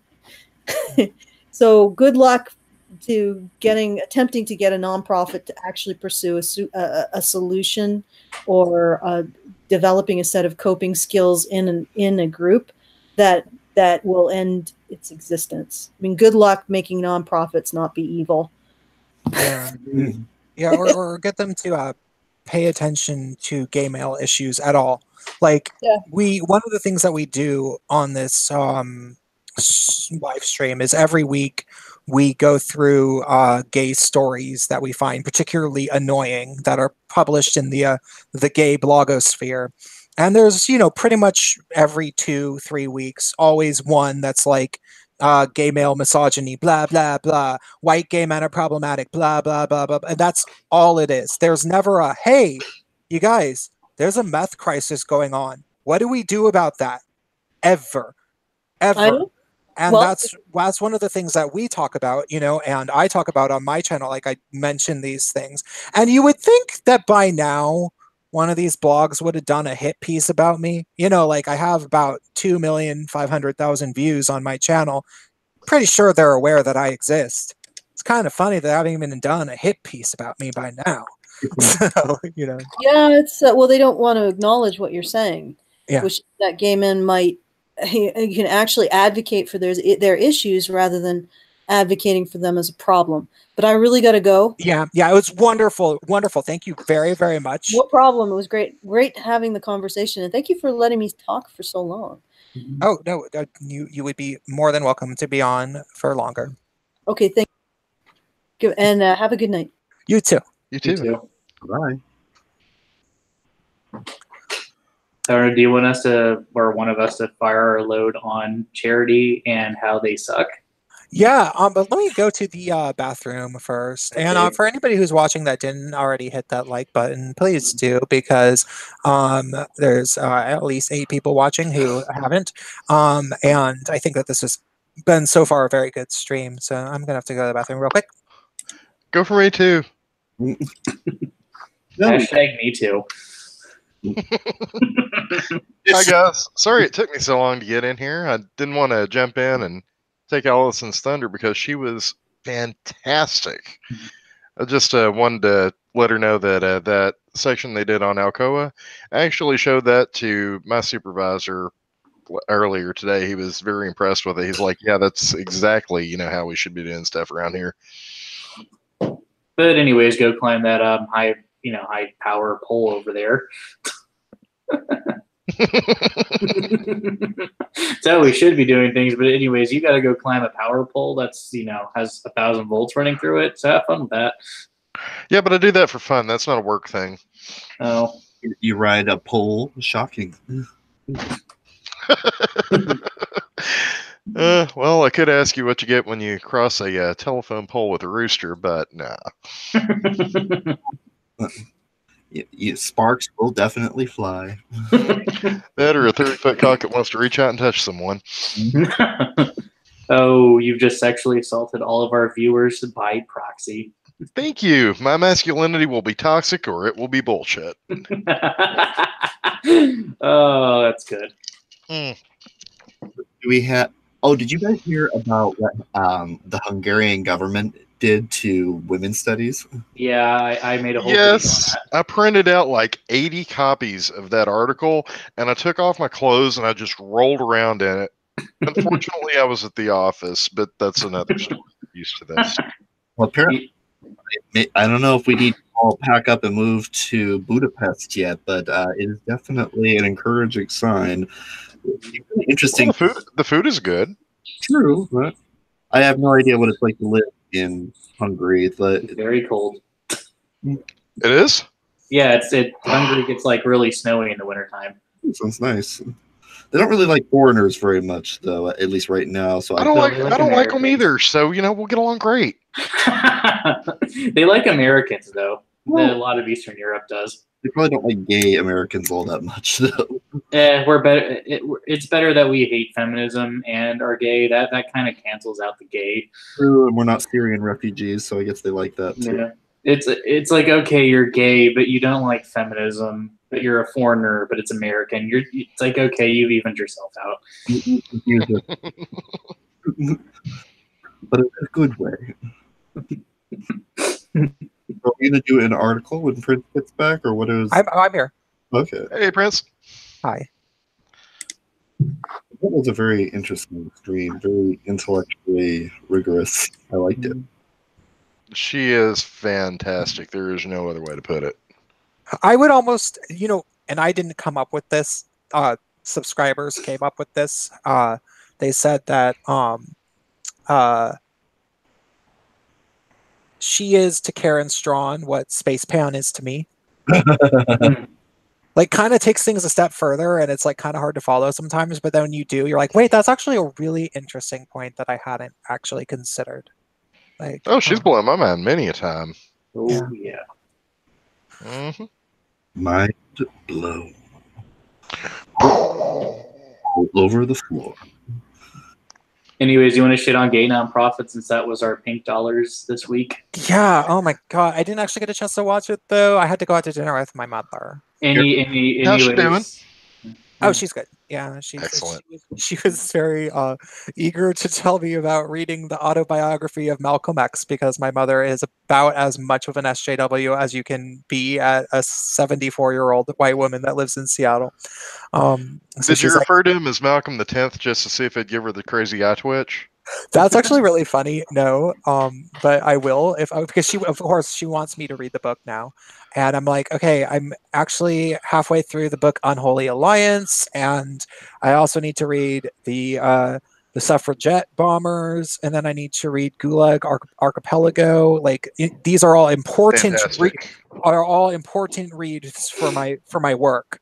Like and reading this autobiography of Malcolm X would be like a supplement to something that I would like be able to, like for my purposes, I could read a 20-page like somebody that I like and I trust, like an author, historian type person, like David Horowitz. I don't know if you guys watched my preview video for I know about him. Okay, David Horowitz is amazing. Mhm. He's absolutely amazing. I totally underestimated him when he came on the Rubin Report because he's not well spoken and he's all like up there wearing crummy ass like running shoes with a suit and like maybe not even a suit, like maybe just a blazer and a plaid shirt and jeans and like these horrible, like the worst type of running shoes that you would get at Foot Locker, and it's like why? And like seriously, like that's what he's dressed as, and he's like this like middle-aged Jewish man, and he acts like he's stoned. He's not well spoken, he's not charismatic, he just sort of casually says things and doesn't really care about justifying himself all that much, almost as if he's not even expecting to be believed. Like he's all like, oh well, that's why I say Obama's a communist. I mean, he's a communist. Let's be honest. He was raised by communists. His teachers were communists, and he's never once disavowed communism. Like he's always like, yeah. I think that if you had been so familiar with something and then you became involved in politics, if you were against it, the first thing you would do is say that you weren't this. And he's never done that, and yeah. Anyhow, let's move on. And it's like, well, I don't know if I want to move on yet. I think that's, like I think that was a very significant thing that you just said, that the last president that we had for 8 years is a communist. But that's kind of how he is, and so it was easy to think that maybe he's just some schmuck that you shouldn't take seriously. That's just because he's poorly spoken and bad at presenting himself. If you read his book, he's really, really good. He's a really, really good scholar. I've been reading, I mean, his book, he's written multiple books. And I've been reading the book Unholy Alliance, which is about the connection between contemporary Islamic governments and the contemporary leftist West, which we all know is sort of a thing, but he's like, yeah, here is exactly how it is a thing. And he's not just sort of saying what it is. He's like, I'm going to say it all in very precise detail. I'm going to say exactly, the proper quotes straight from the horse's mouth. And I'm going to offer citations. He offers like 50 pages of citations at the end of his book. He's like, if you want to check his work, you can. Like, he's like, this is all hidden in plain sight at Ivy League universities. This is why these people are the way that they are. And you read it and it's like, it's kind of like when you first finally forced yourself to look at men's rights arguments after thinking that feminists were probably mostly right about things and MRAs were probably misogynists. And then you're like, oh God, I was literally wrong about everything. Oh my God. And it's kind of like that. Like, it's like, wait, this whole thing where the American left is largely just not even rooted in communism. It's just rebranded communism in terms of many of the people, like directly, like they were full-blown communists. And then they have direct ties with Islam, and it's blatant. And he lists it out there. So, okay, if David Horowitz were to write a 20-page explanation of everything you need to know about Malcolm X, that would be what I would want to read. You know what I'm saying? I don't want to fucking read the autobiography. Like, I'm sure it's a very fascinating story and everything, and like I would probably enjoy it and get a lot out of it. I would really much prefer the David Horowitz Reader's Digest version, because David Horowitz is not just some conservative. He's somebody that grew up in the radical left. His parents were card-carrying communists himself. His parents were, and then he became a member. He was one of the founders of the New Left movement, kind of like how I tried to help found the alt left back before it was Antifa and stuff. Like we were trying to just be leftists who like weren't all Antifa like, and then trying to be idealistic, and we didn't realize that it would be taken over by Marxists. He tried to be like that, and he was like working with the Black Panthers, and he's this like smart Jewish guy that was probably good with money, and probably had some wealth from his family himself, and they were just lying to him. They're like, "Oh, we're the Black Panthers, Mr. Jewish man. Could you please help us raise some money for this school that we want to start, because we're the good Black Panthers. We just want to provide education for underprivileged Black students. Don't you want social justice, Mr. Jewish man?" And he's like, okay. And then he raised $130,000 for a Black Panther school, which probably is essentially like a weird Marxist re-education camp.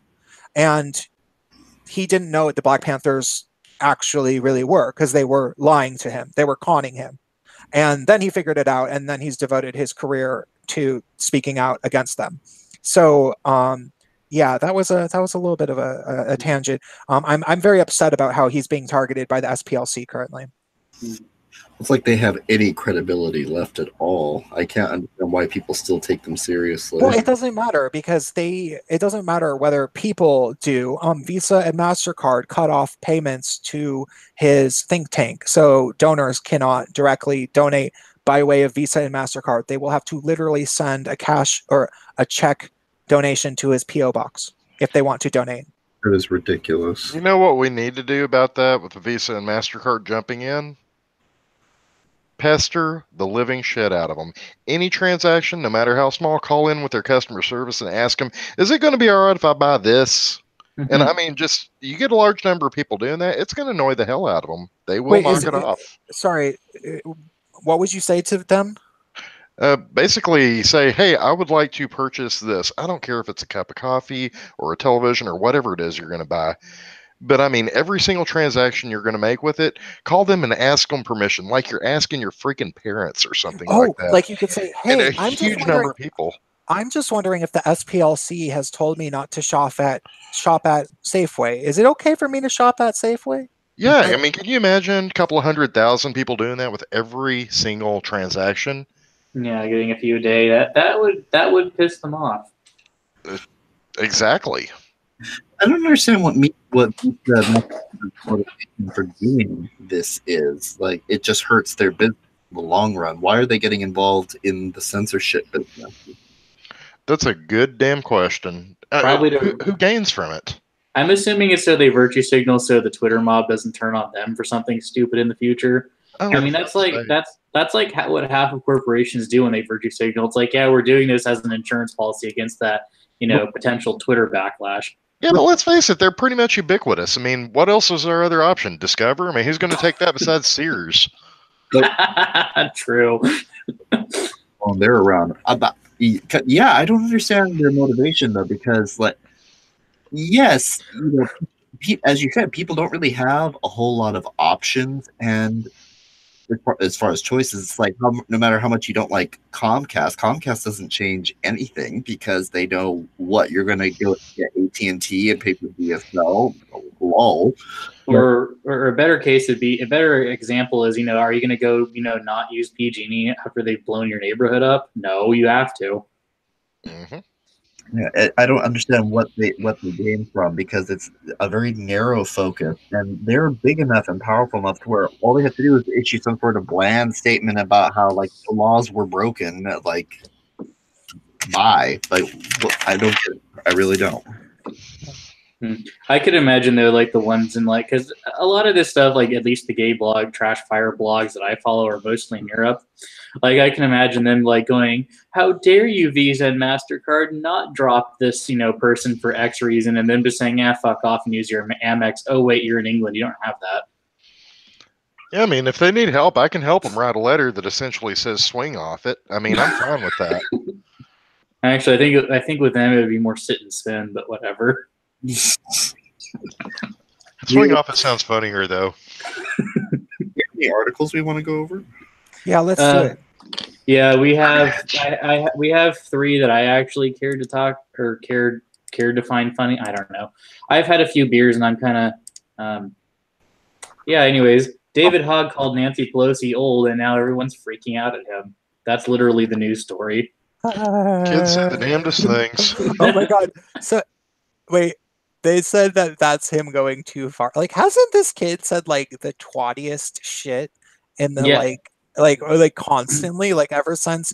Like, I don't know if I like did this, some sort of like weird subconscious avoidance mechanism, because all these people were like, "Oh my god, is this like annoying gay teenager? He just won't shut the fuck up." Somehow I never listened to him, I guess because like it would maybe like hurt my inner gay teenager to listen. But like Into your house. it was just I could definitely like make fun of the girl, like I was fine with that because I made fun of her in high school, but like there was like this recent thing of him like talking about how gun owners are dumb and they just don't understand things, and that like blah blah blah blah, blah, and like just blatant like vehement insults like towards entire massive amounts of people. So just to clarify that that's what he's like anyway. Mm-hmm. He embodies all of the chatty bitchiness of gays with the youth or with the idiocy of youth and really undeserved attention. It is the hybrid. Yeah, because like I mean, Lord knows what I would have done if somebody told me that like I had an important message that the world needed to hear. I was never under the delusion that like I really did, which was why I was like, well, I'm just going to write funny plays and make music and maybe people will like it. That'll be cool. I never thought I was supposed to be like some activist that people were supposed to like dramatically listen to as some sort of a leader. But like, I mean, what if somebody gave me that ego before I was even 18 or so? Like that would just be horrible. It would just be so horrible. Poor kid. Yeah, like when I get into people's art, like people when they're like, "Oh, why don't you like David Hogg?" I'm like, he's literally what Trump would have been at 18, but dumber and with a Twitter account.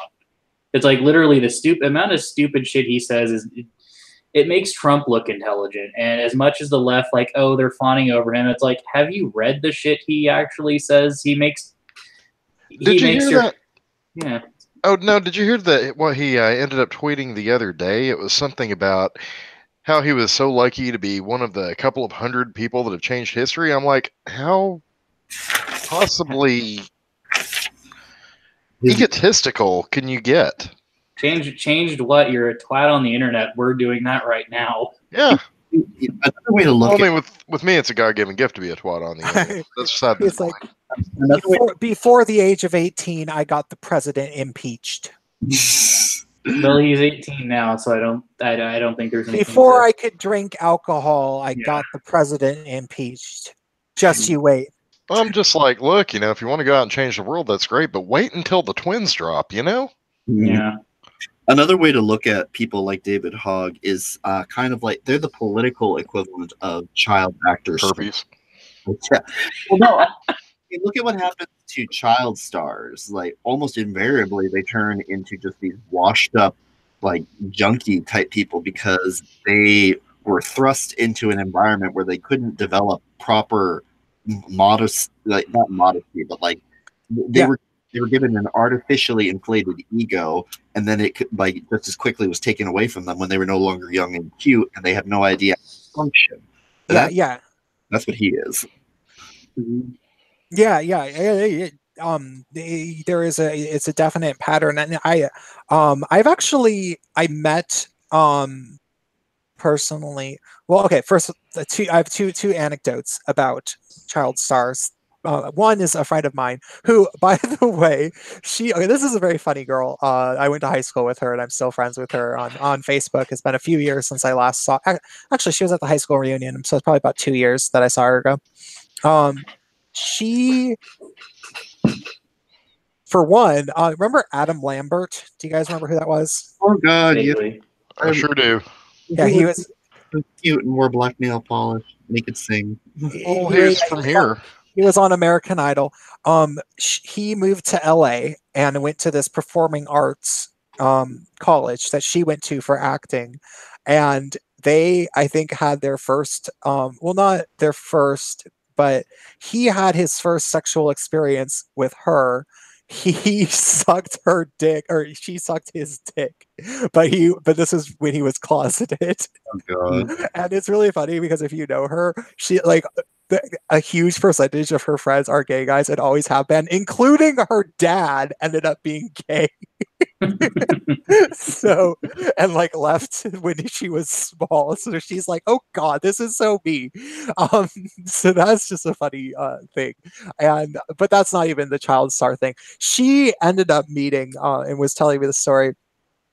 She met the guy who, do you remember that movie Hook? Oh yeah, that was Yeah, with Dustin Hoffman. like Yeah. exactly, but it was definitely a part of my childhood. Yeah, well, okay, so the only real memorable characters in it were Captain Hook, Robin Williams as, was he Peter Pan but old? Yep. Was that the thing? Pan the Man. Okay, Pan the Man.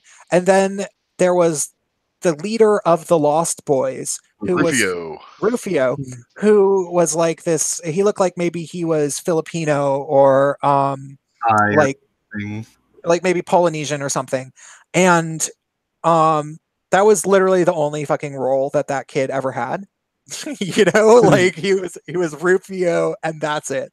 And my friend met him a few years ago and she was like, oh my God, he was like the most disgusting person that I've ever met in my life. Like he was so embarrassing. He had this like weird, just, she went on and on about him. And to be perfectly truthful, she was probably kind of being sort of mean, you know, like because she's an actress in LA that, you know, I can't say she's had roles. She's had plenty of roles. She was actually played the T-1000 in the Terminator television series and for a little bit. So it's not like she hasn't had roles, but her career. What? I just made a bad termination pun. I said, did it terminate her career? No. She acts, you know, but she also, actors, they make fun of other actors. It's one of the things. That's one of the things that they do, you know. And so she was kind of just being like, oh my God, I was hanging out with him at a party and he was constantly like looking around and like, you know, thinking that people were recognizing him. And it's like, dude, nobody recognizes you. You're fucking Rufio. That was like literally 30 years ago. Like nobody cares, you know. And that she was, that was the sad child star thing. And then this is the thing that I was just going to say really briefly about child stars is that I met in San Francisco because of the show Looking. The show Looking had the chubby guy that was the gay guy in Mean Girls on it. Do you guys remember Mean Girls? The movie with Lindsay Lohan. Yeah, Lindsay Lohan, Tina Fey directed and wrote it. And Bacon said it made him less gay. Yeah, after watching Mean Girls, I wanted to jam a fork into a power outlet and yell, "God, please make me straight." So, chubby guy from Mean Girls who played a gay character and is like actually gay. Similarly, that was, I think, his only role until Looking. And during the shooting of Looking, he was actually living in San Francisco and he would go out to the bars. And I met him and I didn't know he was the same guy. I had seen him in some like music video thing that he was in where he sang and I liked it. And so I was like, oh, cool. We should be friends. I liked your song. I produce music. And I don't And he was like acting kind of like snobby to me, and I'm like, I don't know why this motherfucker is being snobby to me. Like, and then I realized later, I'm like, oh, he has this like weird child star ego where he thinks that I even remembered that he was the same guy from fucking Mean Girls. I don't. Sorry. Hi, Spacepan. Hey, what's up? Can you guys hear me okay? Yeah. Awesome.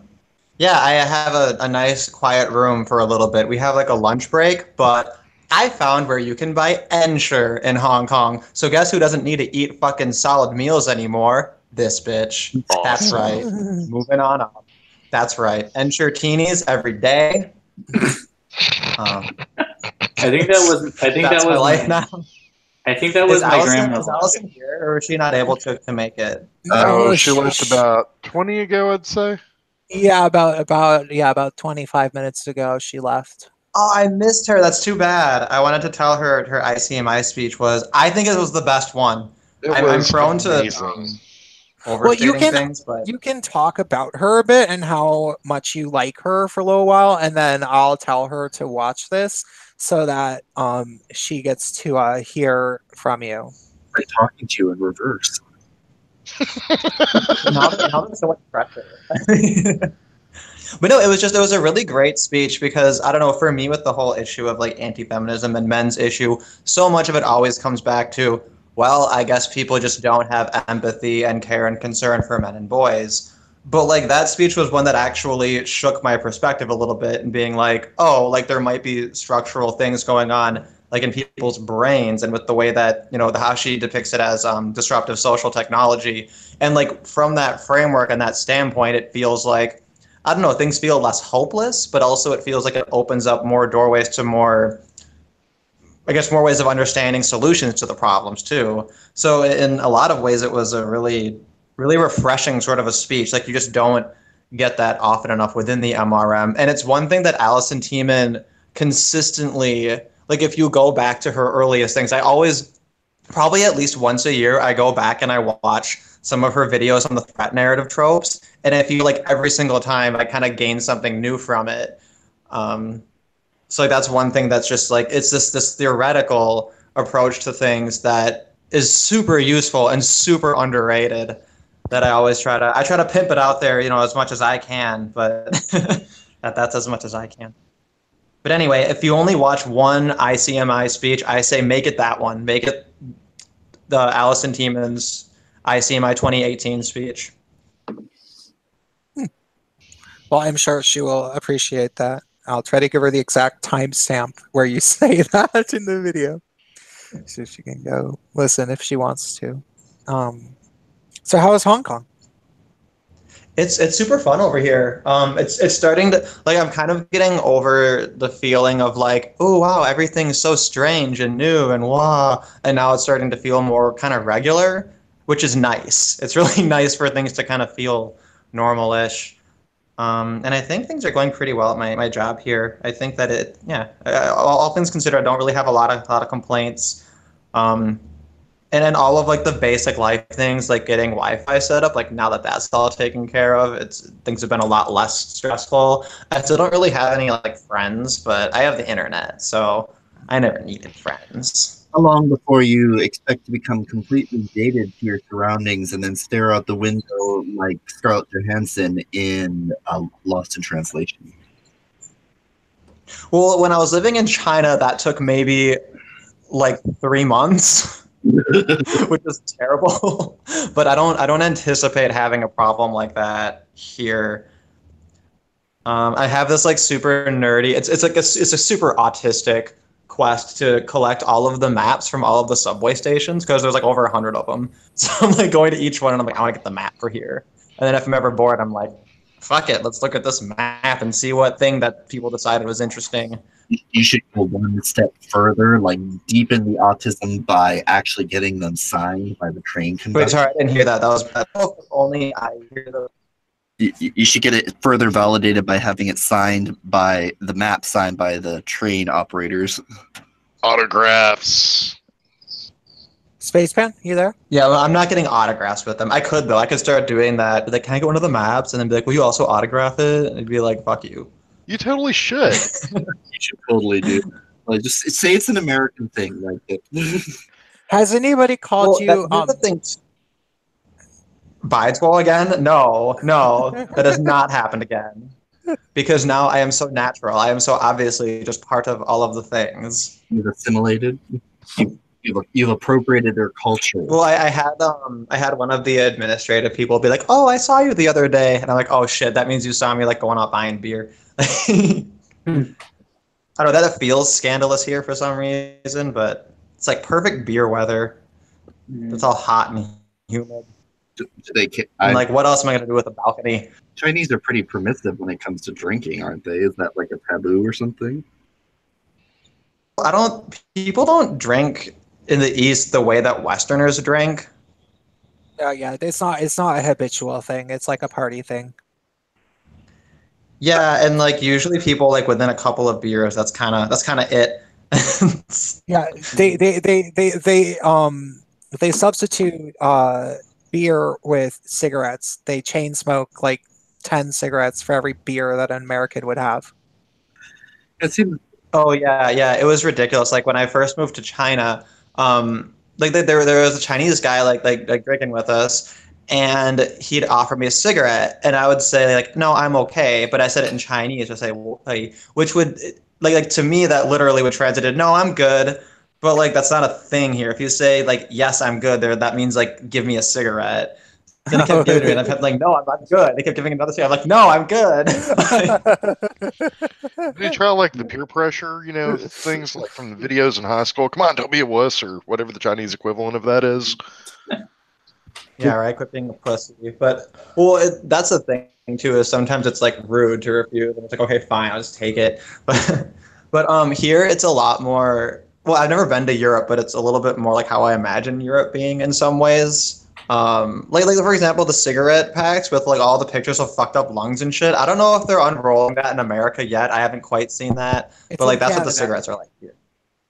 And there's no like Panda Prize. There's none of the funny, shitty Chinese cigarettes, which I guess is a good thing. I don't need like a pack of cigarettes to cost me like a single $1. That's like that was one of the issues, is that it was like so cheap to smoke in China. Like in America, I was just like, fuck that. I was spending $7 on a pack.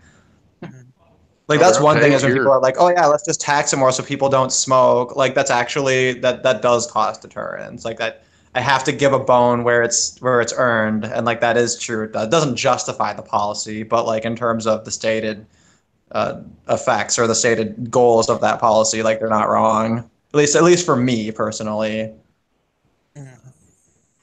They're like, hey, your lungs might be fucked up, and I'm like, meh. Hey, it's $7, and I'm like, fuck you. So true. Priorities. Like, you know what? Fuck you. I'm gonna go grow a tobacco plant in my backyard just to spite you. Oh, Yeah, God. right. I think my greatest hardship, this happened to me last night. They opened a McDonald's. They opened a McDonald's right across the street from me. Like they knew I was coming. I was like, this is like destiny. I finally got my bank set up. I got my little bank card. I'm like, yes, my first purchase with my bank card is going to be 2 Big Macs because I'm a piece of shit. It's going to be great, right? Yeah, so I'm only going to eat no, Asian we can't food. take this card. Oh. They're like, no, we can't take this card. And I was so pissed. I was like, so like, literally get my Chinese bank. And they're like, no, I can't use my card for McDonald's. The only thing I wanted to use it for ever. I asked for so little. They won't take the card from the Chinese bank. Yeah, they wouldn't take it. I don't know if it's just because it's like a shitty ATM card and not like a proper debit card, but I don't know. I put money in. I don't get it. I don't fuck ever. Figure it out. Maybe they just didn't want to serve you because you're white. I mean, maybe. I mean, like the thing is like being a foreigner, like I'm very conscious of how annoying I am, and I try to avoid it. But like, you know, I'm like, yeah, like I get it. Like I'm an annoying foreigner, so I don't feel bad if someone's like rolling their eyes, like, oh fuck, like this person, like, great, another fucker at my restaurant who can't read. I have to like explain the menu to him because I don't have pictures, right? Like that's annoying. Like I get it, you know. I need to learn how to read. You could counteract that by getting a whip and flagellating yourself whenever you think you're annoying the locals. Yeah, there we go. I'll just pull out like a little thing. I'll say, I'm so sorry. I'm so sorry. Be a big hit. Some people are super great sports about it though, and well, and those end up being the places that I go back to because it's like super easy. So Another thing too is like it's really refreshing now that like customer service isn't a thing here. Because that whole culture of like please and thank you and everybody smiling all the time, just like fuck that noise. I'm like so over it. I love the fact that I go to the 7-Eleven, the person just throws my change at me, and then I get to like gather it up and hobble away. Like instead of them being like, oh, thank you, come again. It's like, no, fuck that noise. It's all fucking fake. I'm so glad it's over. Oh yeah, Margaret Cho did one of the okay. This was one of the funny things. She told this joke in her first concert movie, I'm the One That I Want, which is the one that, got a theatrical release that made her really, really famous as like a post ABC network gay cult icon. One of the jokes that she told in it, which I didn't understand how funny this was until I actually lived in San Francisco, was she was like talking about she was basically I don't remember, I don't want to do the whole setup, but she was like, you should watch this movie, and if you're going to watch it, you should order it from Tam's Video in Chinatown in San Francisco, because that's the only place to get Chinese movies, because you have not had the full San Francisco experience until you have been abused by a Chinese person. So true. She's like, some people would say it's the sourdough bread or the cable cars. I think it's Chinese abuse.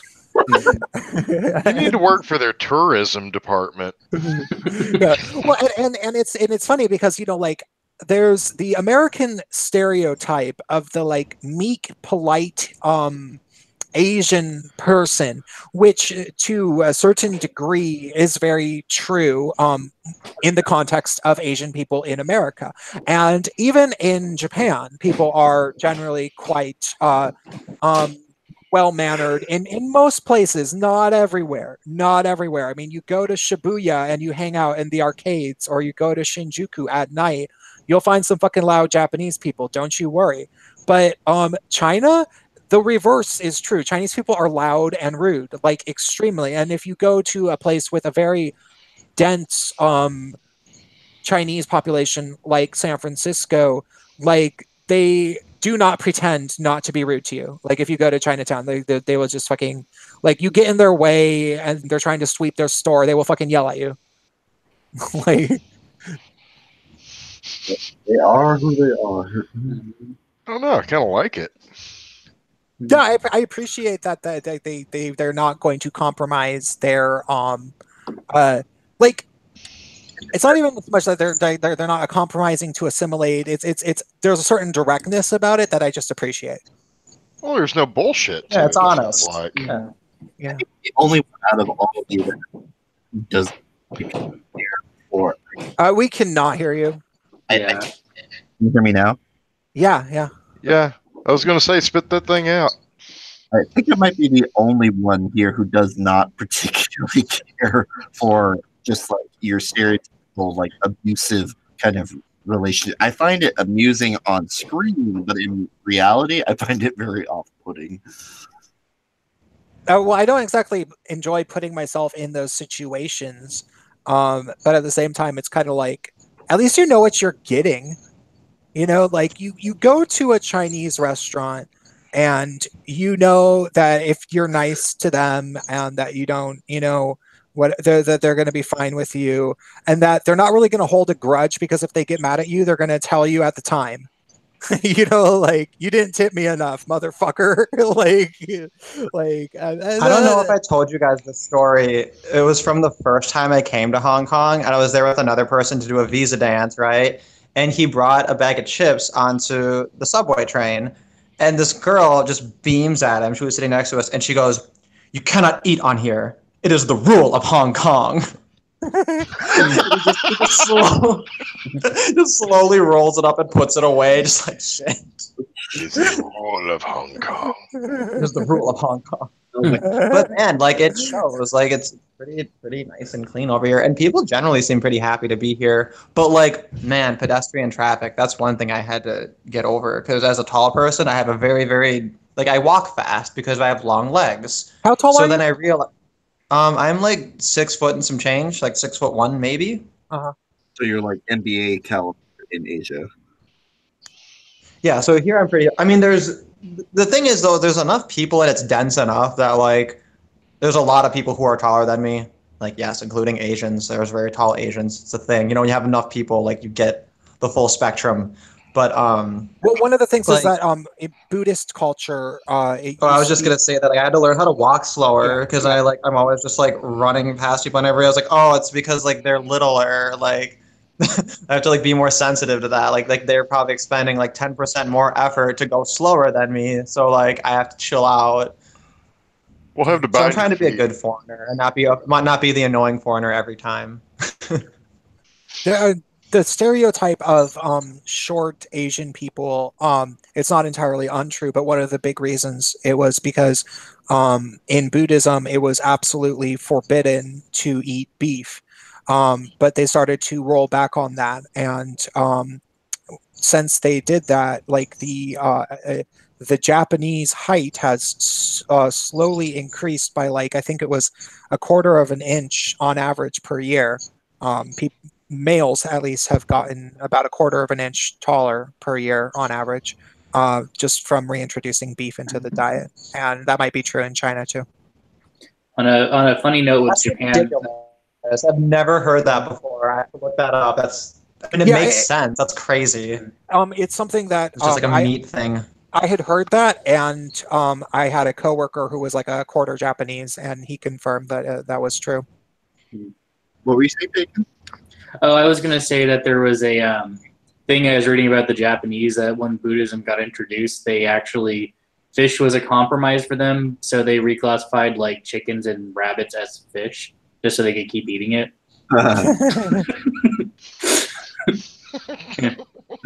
It's like yeah, we'll be vegetarians, but fish is okay. Okay, so chicken is land fish, and so is a rabbit. I had a friend. She was from Texas, and at one point I was a vegetarian. I didn't know that. At one point, I'm not anymore, really. But I told her, like, okay, we're gonna be vegetarian for a while, and she's like, oh, okay, so you only eat chicken. Okay, all right. Yeah, that doesn't count. Of course, it's I'm gonna go logical. ahead and give a little bit of a little TMI here.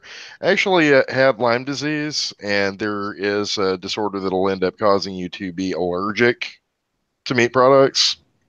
So getting food when I go out to eat is kind of iffy. Well, I was out to dinner with my in-laws at one point. My mother-in-law, she decides she's going to make this big deal out of it. She's like, what do you have? It's vegetarian for him. I'm like, oh, God, I want to crawl under the table. Without missing a beat, this lady's like, well, we have this chicken pizza. Wow. There are people who do not, like, that, just like the girl from Texas. Like, she wasn't being ironic or cute. Like, no, she was being dead set honest. Chicken is like a whole nother thing. It's funny because chicken's actually one of the only things that I do eat now in terms of meat. Like I eat chicken and fish, and that's about it. Well, that's very stereotypically cat named. Yeah. I do it because it's a little intellectual cop out, but I do it because I figure these creatures are generally speaking too dumb to understand their own death. Like they don't experience fear as a group. It's not as much, I don't think. So I don't feel as bad about eating them. That's about it. Dude, I'll totally go vegetarian after we can grow meat like on trees and stuff, like scientific. Like I'm all for that. Like I'm really excited about that. I want to grow meat on plantations without like any animal suffering. I think that's awesome.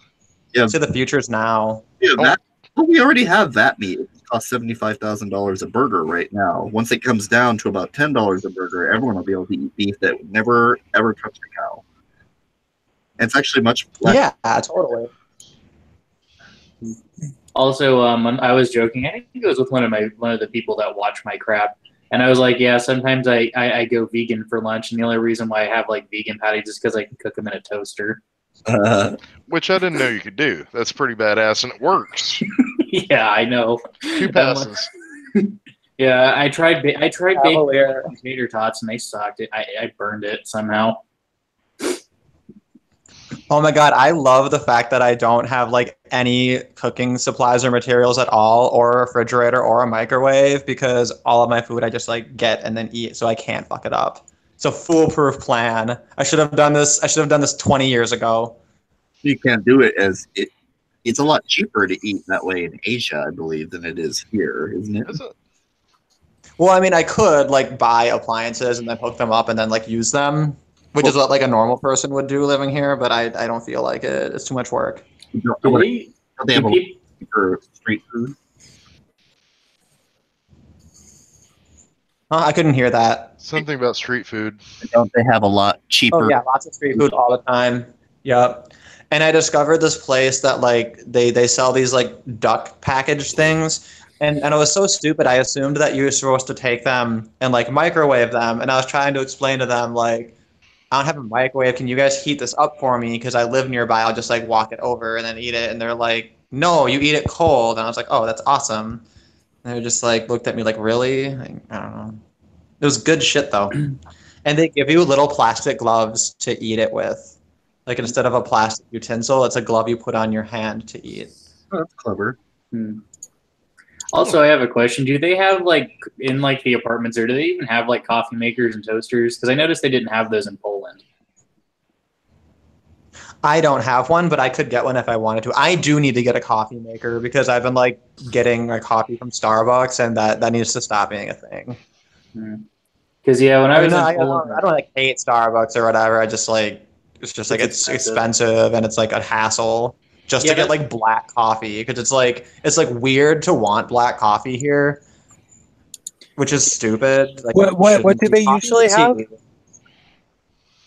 Well, I mean, like usually you're lucky if coffee's an option, and then if it is, you're probably gonna get like kind of like a milky sort of a coffee, which is fine. Like I drink any kind of coffee, I don't really care, but like I prefer just like straight up black coffee, you know, and that's. I used to drink it like all the time, so it's weird to not have it. Is it true that area? I'm not sure if it's Asia in general or if it's specific countries there, but is it true that they prefer the dehydrated coffee, the crystals, as opposed to the brewed coffee? Oh yeah, there's so much of that shit. Yeah, my coworkers like that stuff, and like, yeah, you can have some of that if you want to. And for a while, I was kind of mooching off of them, and I'm just like, I can't. It was like too. It was really, really sweet, and then like also really watery. And I'm just like, how is it both? That's not fair. There are some Asian flavors that are just alien. Like in Japan with the sour soda, there are just things that, you know, and I know in the same way that like, you know, European people generally hate Hershey's, like, but we love it. Like there's some flavors that just don't translate. Yeah, root beer doesn't translate to Europeans. I've noticed that. It doesn't translate to me either, actually. How dare you? I love root beer. It's my God. I have nothing to say there. Can we move on to the stories then? I'm offended. I'm offended that you're offended. Okay, so this is just going to be a vicious circle of offense until we. Yeah, just like SJWs. Yeah, I know. That's what I'm saying. It's like a quilting circle, with a triggering circle. Stitching bitch. I like. Do we have an Asia Argento story? I guess that's kind of been done to death at this point, but do we have a story with her? Is that one of our things? No, we have other fun, which is California is trying to crack down on gendered pronouns. What? Oh, yes. About time. Well, here's the thing. Let me actually scroll down to the part that's actually. Hold on. Let me actually like get down to the actual what's it called. Here it is. Because the rest of this is just non-binary. The Tumblring. This is basically just every non-binary bitch's like Tumblr story about how they came out and how they went to university and like, oh my god, I'm non-binary. We've all read that. So basically, it's this thing. Assembly concurrent resolution is they're going to have gender neutral language in all future laws, or they're going to at least try to. And yeah, my only reason why I wanted to have this on because of Alison, it's like, yeah, this is going to go the same way as the ERA, that they're going to end up getting rid of it once it comes to fucking divorce law. Like this is not going to be Phyllis Schlafly treatment. Mm-hmm. Actually, this is kind of brilliant. No, I mean, the potential for this, and of course, the people that push through stuff like this are notorious for shooting themselves in the foot. So, yeah, I could see so many ways that this could be turned around. Divorce law is a good example. Rape law is another good example. It's like, okay, bring it, bitch. Yeah, I know. That's what I'm saying. I'm like, okay, non-binaries, it's now going to be your turn to have your movement shot in the stomach. So yeah, let's come on, gut shot, come here, let's push this through. Except and we'll have the real feminist bitch slap you when it's time. what they'll do though is it's never that straight. They're never going to make something that's that straightforward. They're going to carve it up with 100 exceptions and special circumstances, and because they don't care about. Oh God, the special casing. Yeah, I know, but but the good thing about that is in the non-binary snowflake army can actually fundraise and sue the state. It'll be hilarious. They'll be suing their own masters. Now, what was it that Alison said in the ICMI speech about Big Red being our best friend? Yeah, this right now is kind of our best friend right now. Yeah. I just want to go upstairs and pop some popcorn and be like, okay, let's watch this train wreck. Mm-hmm. Honestly, I would probably unironically have a great time hanging out with Big Red. Just like us yelling at each other all the time. It'd be fun. I don't know. It'd be a match made in hell. Yeah, you say that, and then watch, you'd end up sleeping with her or something. Oh, shut up. Something weird like that. No, she would grope you and then say that you groped her later. Okay, I think you just sexually harassed me. But, okay. No, I think that with you know, with Big Red, what's the best way of I think that there is a very high probability this, you know, like people like to think that this isn't actually true, but she probably has a really, really hard time making friends with other feminists. Like, feminists have pretty low standards of who they will hang out with, but every feminist hates feminists. Like, it's not like they actually like each other, because they're horrible, awful, delusional, lying people generally, and they tolerate each other because they need somebody to tolerate them. But literally every feminist will say, oh, well, there's some radicals that are too radical. And Big Red is that radical. And so it might be possible to, like, if you're just nice to her, like, she would be like, oh my God, somebody's, because, like, she's so dumb that, you know, like, you could just be like, I don't think you're that bad. She'd be like, really? Are you challenging me to be her new bestie? She'd be like, really? No, there's some truth to that, really, though. Like, I have a friend back in America who is she's like a radical. She's like, it's like she came out of a time capsule from like the Wellstone Democrats, right? And like, you know, like Jessica Valenti's her favorite person. Gloria Steinem is her favorite person, also. Like, and anyway, but it's funny because we always like hang out, but we just like openly bicker about stuff all the time and are super mean to each other. But there's like an understanding, so we're just this like really funny duo. Anyway, that was always lots of fun. But like eventually, she'd like, you have to admit, she'd be like, okay, fine, like some of the men shit like is legitimate or whatever. She'll keep like her like trump card of trying to be like, but the men's issue isn't doing anything about it, and we're the ones who are actually going to do something. And I'm like, okay, yeah, because I had to twist your arm into admitting the issues were real in the first place. That's how good you are at advocating for it. Anyway, so let's like keep looking at what we're looking at. Maybe. Oh, this is just the end of the story, because yeah, this literally, these two paragraphs are like the only important part of this entire news article. Because the rest of this is just, oh, I'm non-binary. I figured it out when I was in like college. You know, the normal bullshit. Like literally, this is literally any non-binary person's story. Yeah, I figured it out around 2014 when media started telling me what I was. Oh no, I actually do think this person figured out like 2015 that they were non-binary or some bullshit.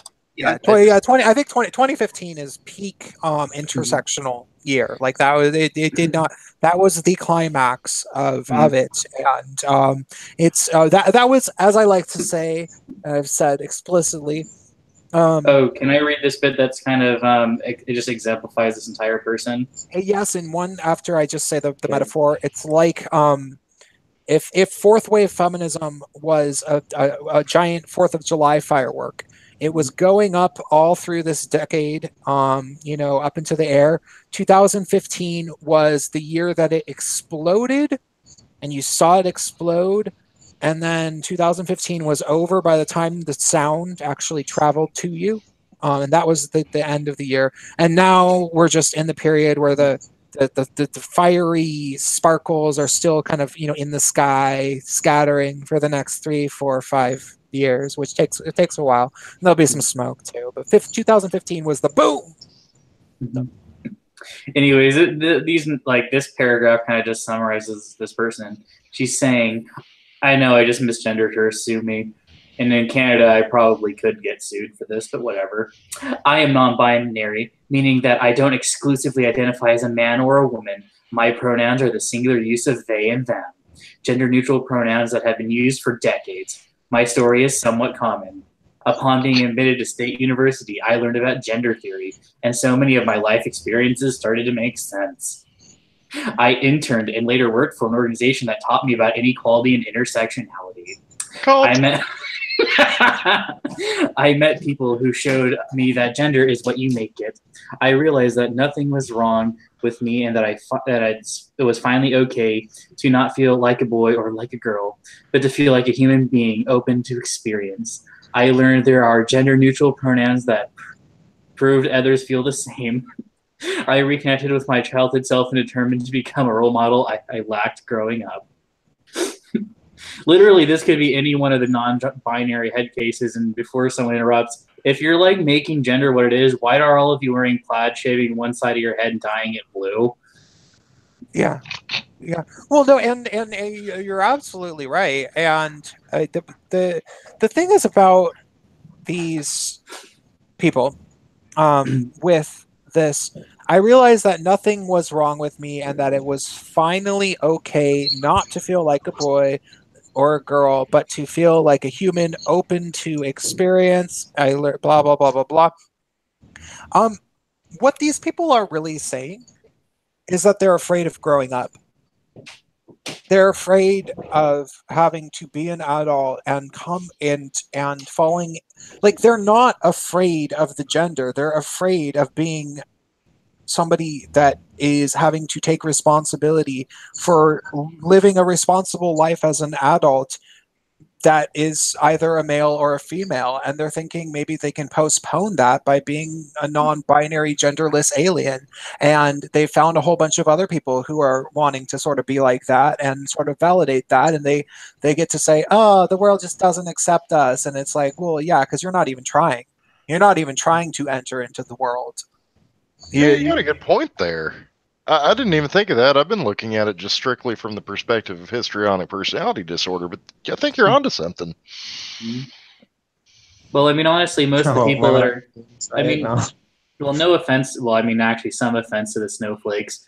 Most of them are from middle-class families where their parents were probably helicoptering them through their entire childhood, where they never wanted for anything, where everything was planned for them, and now they're being forced into a situation where mom and dad, or more accurately, mom can't just plan their entire life for them. And they're trying to find something to replace that. Yeah, and they go to a university. Well, that's true. Like in the very first paragraph, they're talking about how they threw a conniption fit until faculty finally agreed to let me act as a hula dancer in the school play. And it's like, dude, like you're lucky you didn't get your ass kicked. Like, and then you're gonna bitch about society not accommodating to you when like you're out the gate. You're talking about how you're just like bitch and then are rewarded for it. And this the school play was the crucible. Yeah, it's like I'm going to become the role model I never had. By what? By existing, literally by existing. Like the only thing they've achieved is they've taken gender, jacked it up one level of abstraction, and then used this as a way to kind of like sophistically bullshit around meaning and to say this is about existence now. No, it's not. It's about fucking labels.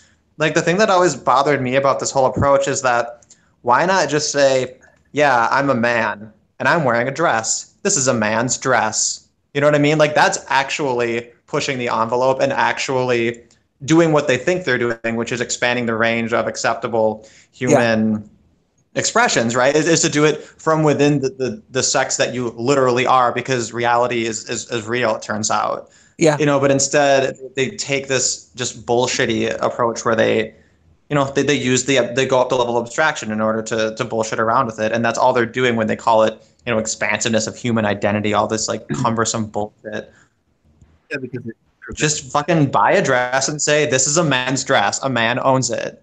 Like, I'd actually have a much smaller problem. I'd really probably have no problem if there were like guys out there who were just saying like I like to wear dresses.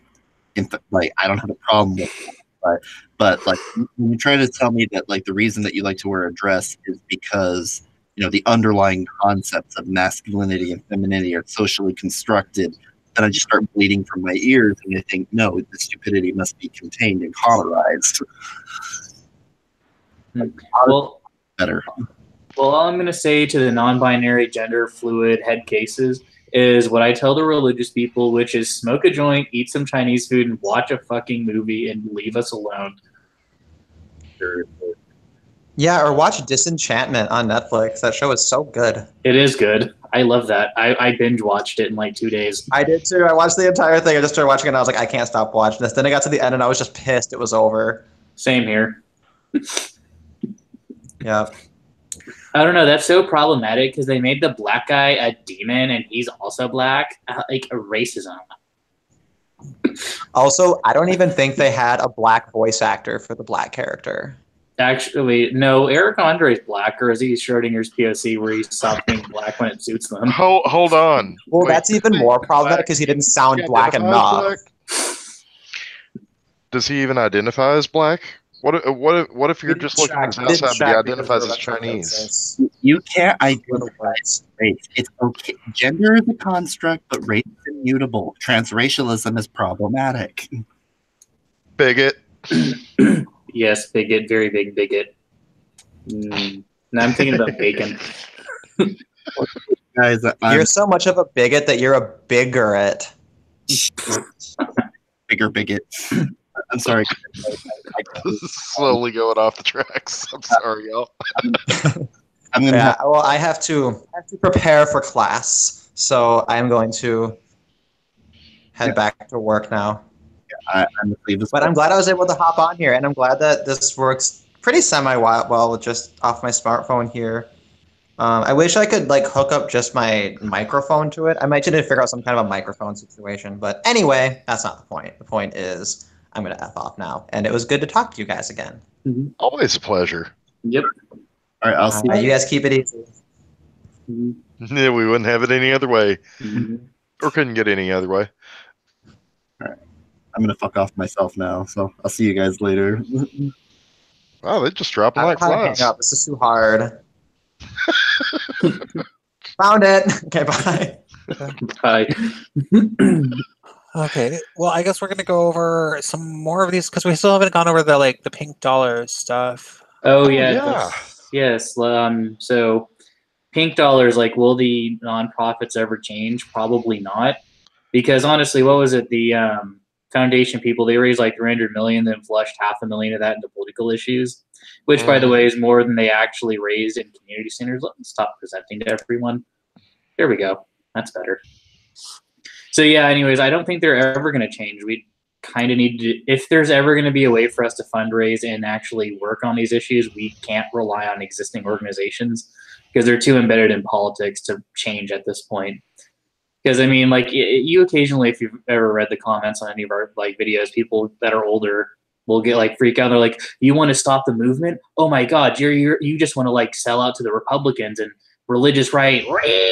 That's literally the argument. It's like, yeah, we want to focus on more productive and like actual like issues like meth addiction and mental health and suicide. The Republicans. They're busy fighting with their own bullshit over there, in the corner. Anyways. Yeah, it's like they're trapped in this whole time warp where where nothing has changed since the 1970s in the political parties, and that's just simply not true. Mm-hmm. Not to mention, the Democrats in the 70s weren't exactly gay-friendly either. Oh, they weren't gay-friendly at all in the 70s. Bingo. Weren't in the 80s. barely acknowledged us in the 90s. And they didn't go all, oh, we're gonna bend over backwards for you until 2012 when Biden dropped, like, oh, by the way, I'm fine with gay marriage. Yeah, but even then. Yeah, and even then it's like, well, we have to be. We've been like hinting at it for a decade. I guess we have to be for gay marriage now. Yeah, they sort of tattooed to it at that point. Mm-hmm. So, is there any other articles that are particularly interesting? Not really. We just have the like guy who's actually suing Grindr for being racist. I think he actually did an interview. Oh, I talked about him in a video, but I haven't read this. Oh, and I am, by the way, God, if I forget about this, I really need to. I have a number of videos. Like I have like 2 or 3 that are written or like partially written that I haven't gotten around to recording yet. But I really should be doing a video on this because it's such an interesting topic. What's the word?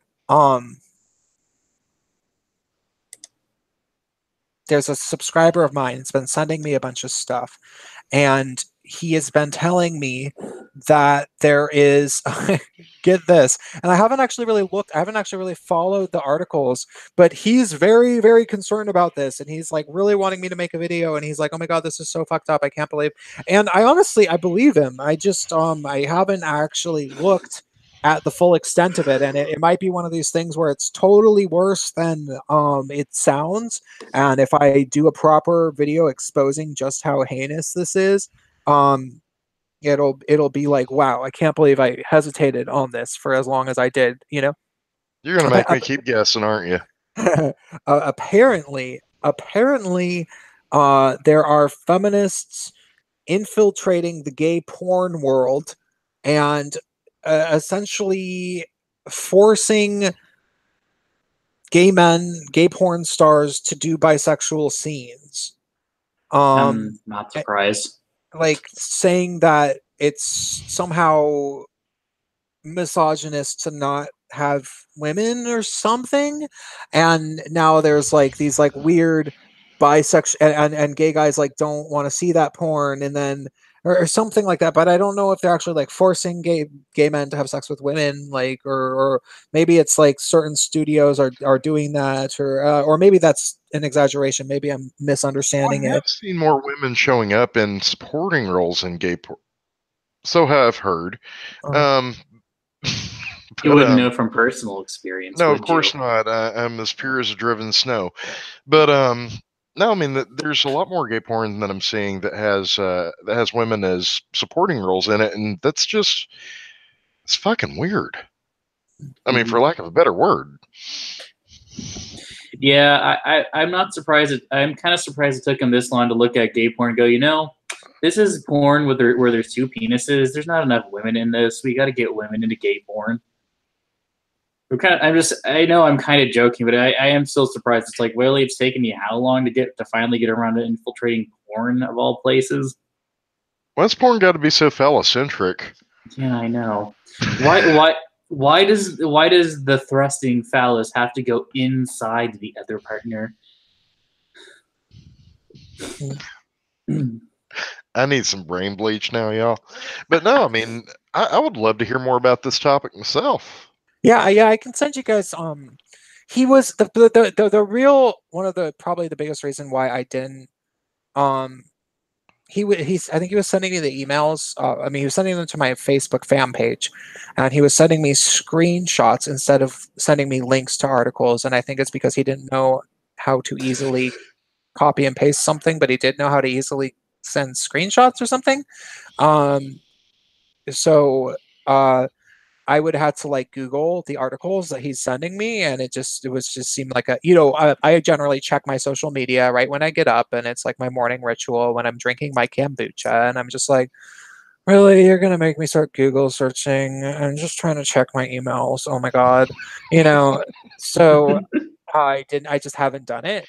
But I should, because it could be very, very interesting, and being that me, myself, and I is like the only, significant person that, gets over 1,000 views consistently on my videos, or even has a blog that people read at all that talks about these issues. It could be a fucking disgusting rapey ass thing where gay porn stars are literally being told that they will not get to work with a certain porn studio again unless they stick their dick in a woman.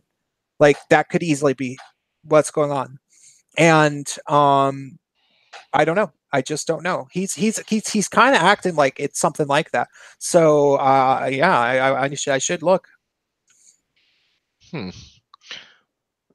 Is that what led to the you asking Logan about it, or?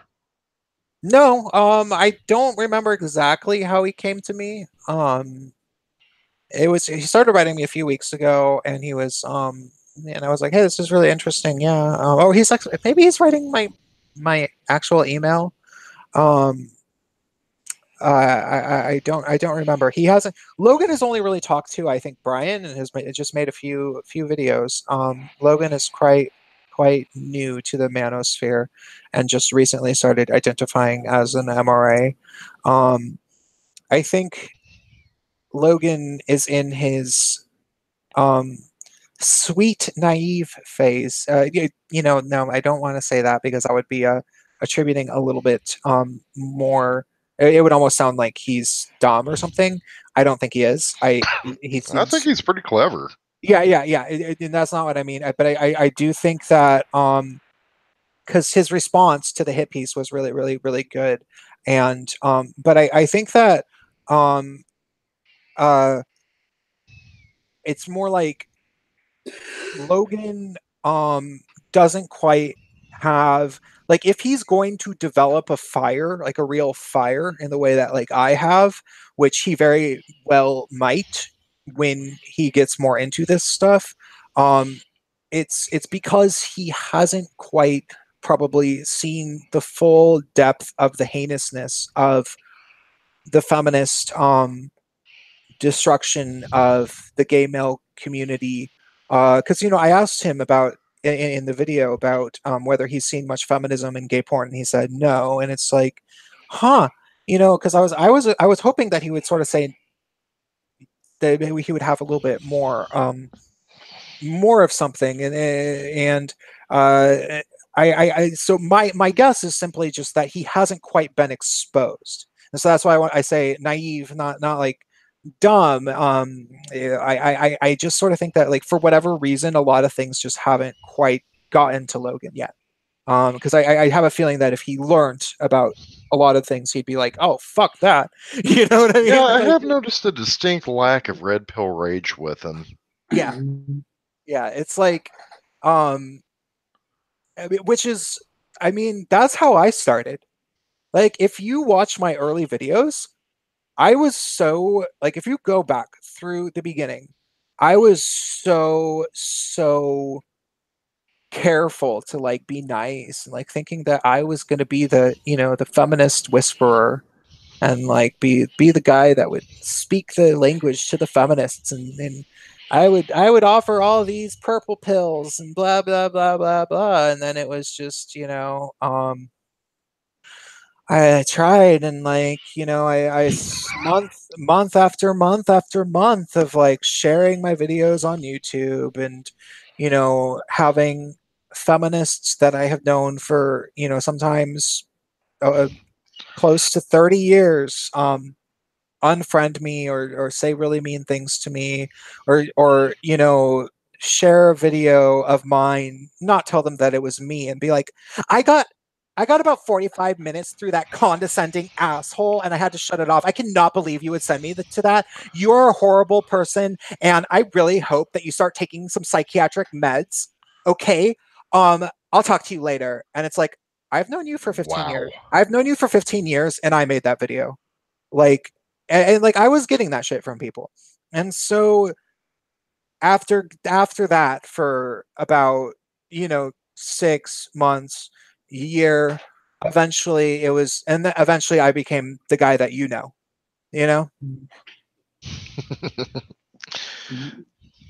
So how long did the rage phase last you? Still going. Keeping the fires burning. Well, you know, I think now it's more of the I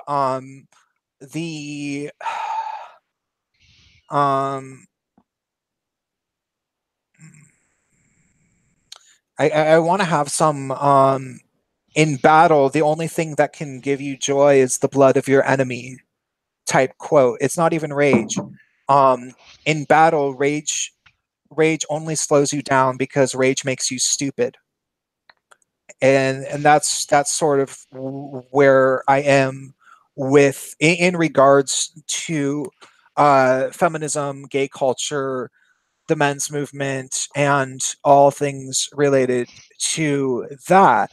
Now, granted, there is a social. I have 110% hopes that there is organically a push, a movement of gay men uh, coming out of the woodwork that are at least feeling all of. I mean, they've been feeling it for a while. Now they're at least sort of starting to come out to themselves and their friends as feeling the way that they do, and but they haven't really started to realize that they're networking, but they're sort of starting to a little bit. Like I just had this gay script writer on my main channel, which I can stream again on a few days ago. So if you guys want to listen to that, he's trying to actually make a television show in New York City. So you guys should go check that out. And he's cool. And I have this feeling that, and you know, like the young people that I know that I play Overwatch with, they and Overwatch, out of like all of the video games out there, it's like the feminist video game, people think, sort of, because like half of it's like this, like, you know, first person shooter fighting game thing that there's a team aspect and you communicate with each other, and half the characters are female, and there's like this like butch Russian lesbian and like this British short-haired lesbian, and like all sorts of things like that, and a lot of girls do play the game, and but like they're not fucking feminists. I've played with so many girls, and like it comes up that like I have a YouTube channel, and occasionally, like I try not to talk about it with people I don't know because I don't like talking about it usually, but there's so few of them that are actually feminists. Only one did I ever talk to that was a feminist, and she was weird about it. Like, and the only reason I fucking told her what my channel was because I was with another friend who was a girl who I had talked to about my channel, whose uncle had been falsely accused of some crap, like some domestic violence crap, by his ex-girlfriend or ex-wife or something, and I think had to actually spend some time in prison, or was at least arrested, and it's still on his record, and he was an immigrant so he can't ever vote or some shit like that. Like, it's this thing that's followed him around, and you know, they all know that he's innocent, and it's this like horrible thing. And And no way to get it expunged. oh, absolutely not. No, they live in California. Yeah, no, Go with it. they immigrated from like South America, and so like there's no possibility that you know, California is a feminist state, lots of, you know, immigrants. It's not gonna. It's just not. It's something that the system is concerned with doing. Like, and I mean, I'm sure they would want him to vote. I'm sure, but they wouldn't want to like violate feminist law. Um, and like, so she was already very familiar with just how fucked up this stuff can get, and so somehow we were talking to this other girl, and it just came up that I make a video about I make videos like where I largely talk about like socio-political commentary, and one of the things that I um am very big on is criticizing feminism. And I don't say that as somebody who just was like a conservative, but actually like completely the reverse. My mother was a feminist. I grew up in Seattle. I was raised in this thing my whole life, and I always thought it was good. I was always raised with this until I finally really after it started being destructive, I started like really learning about it and went straight to the source and really studied what it actually is. And I just learned that the fundamentals of it was patriarchy theory, and all men oppress all women, and that's an inherently flawed way of viewing the world, I believe. And I think that it leads to destruction for both men and women, including our friend here's her uncle. It's happened to him, and so she's witnessed this, and I'm sure it was very hard on her. And I said that, and like, so that's sort of what I think about feminism. And the girl was like, okay, I understand that point. I'm just not entirely sure I agree. And I was like, uh-huh. And then I was like, okay, well, why don't we play some games? And then we played, and then soon after she left, and then the girl and I were like, what a bitch, you know, like we were. And I literally never played with her again, you know, and it was just like, I'm absolutely not going to ever play with that girl again. Because it was like, because we were just like, what does she think? I'm fucking stupid. Like, she thinks that like I just don't know at all what I'm talking about. Like, you know, but the point is that other than her, and I think that she lives in like, you know, Portland, Oregon or something, maybe someplace like that. But like you play with these girls, and there's a fair amount of guys who are young and who would say things like, well, I guess I'm a feminist. I mean, but it doesn't really seem like they actually don't hate men. It seems like they do hate men. And then you say some stuff to them, and you're like, oh, well, yeah, I mean, that's a lie. They do hate men, and they believe you. But more than anything, it's not a particularly big concern for their life. Like, it's mostly just not what they are thinking about. And what I would honestly guess was, like, they grew up in a world where when they were 14, it was the crap that all the seniors that they didn't like at their high school were talking about and handing them little protest flyers about. And they're like, this seems dumb. Like, you're some ugly fat girl. I'm not going to go to your stupid protest. Fuck off. I want to play video games. And, you know, those are the girls who end up being gamers. Those are the kids who end up, and because that's what, you know, these are people who are like 17, 18, 20. When this stuff was really popular in 2015, that's like 3 years ago. So if they, like, you know, the young people are growing out of it. I think that there's going to be this sort of organic grow out of it collectively as a culture phase, like that will happen. And all of the people, like, there are people, you know, like the radical fairies, for example. I just got kicked out of another radical fairy group.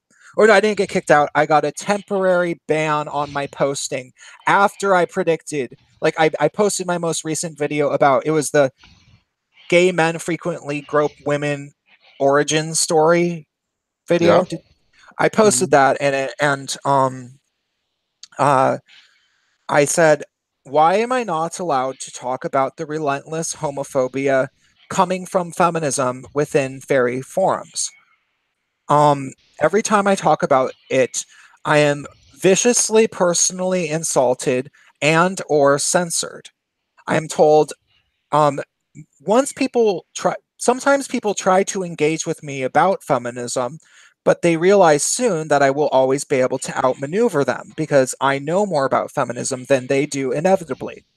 And so they always resort to banning me. But how do I exist as a gay male if I cannot talk about problems with, you know, facing the gay male community coming from within our own circles? And the moderator of the group said some stupid he was just like, why do you post inflammatory videos instead of trying to make the world a better place around you? And I was like, why do you attack me on the internet instead of trying to make the world a better place around you? It's not an inflammatory video. If you actually watch it, it says very clearly and offers many examples of exactly what I'm talking about. And if you had anything to say about those, you would address them. Well, his response was to say, I don't believe your sources. I think that those were all I think that those were all anecdotes. Or something like which it doesn't even make any sense. It was like, what you mean the Jezebel article? You mean the Cat Black video? You mean the Dot Mike video? You mean the fucking like the other 3 or 4 sort of like things that I acted like on the Huffington Post? Like what anecdotes? What are you talking about? Like that doesn't even make, but he was like, I don't believe your sources.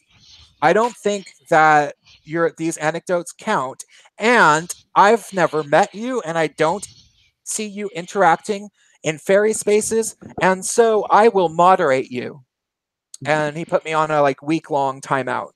And he said, if you want to make personal contact with me, and so I can hear your story, you can feel welcome. But this is not something that I see outcry about within the community. And it's like, well, yeah, no shit, because you censor the people who make outcry. You fucking piece of shit. And he's this like middle-aged fat dude. And to be perfectly, well, middle-aged fat dude. But well, hey, I'm coming up on both.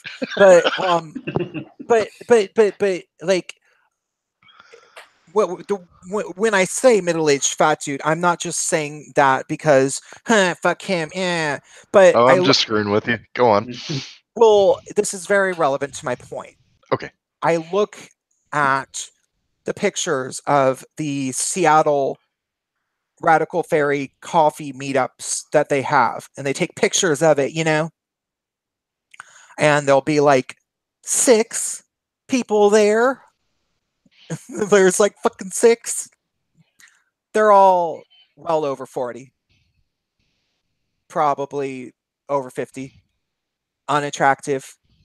Now, there's plenty of young, decent-looking guys in Seattle. These motherfuckers are not bringing in new blood, and they are apparently dead set on keeping it that way.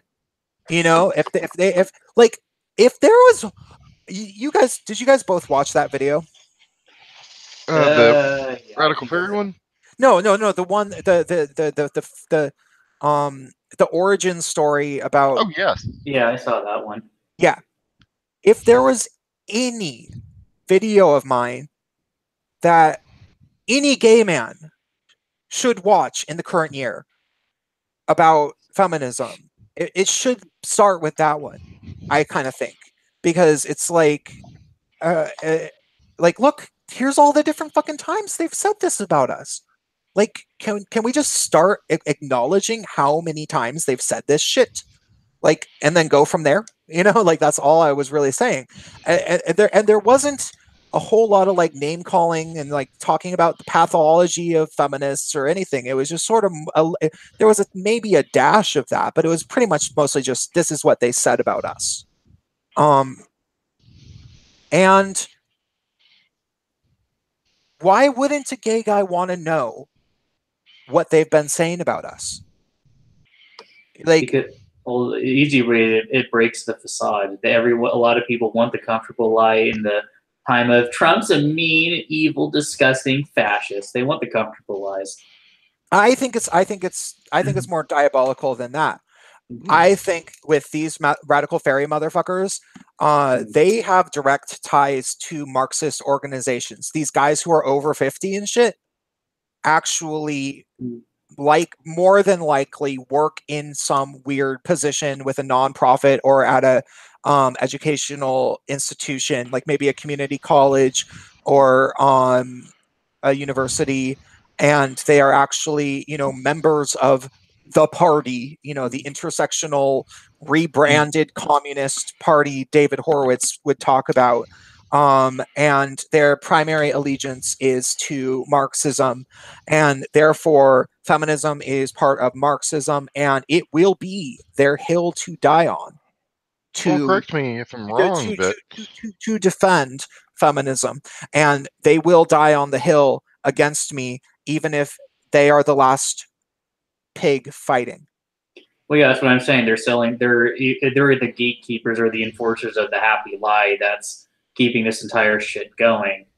Yeah.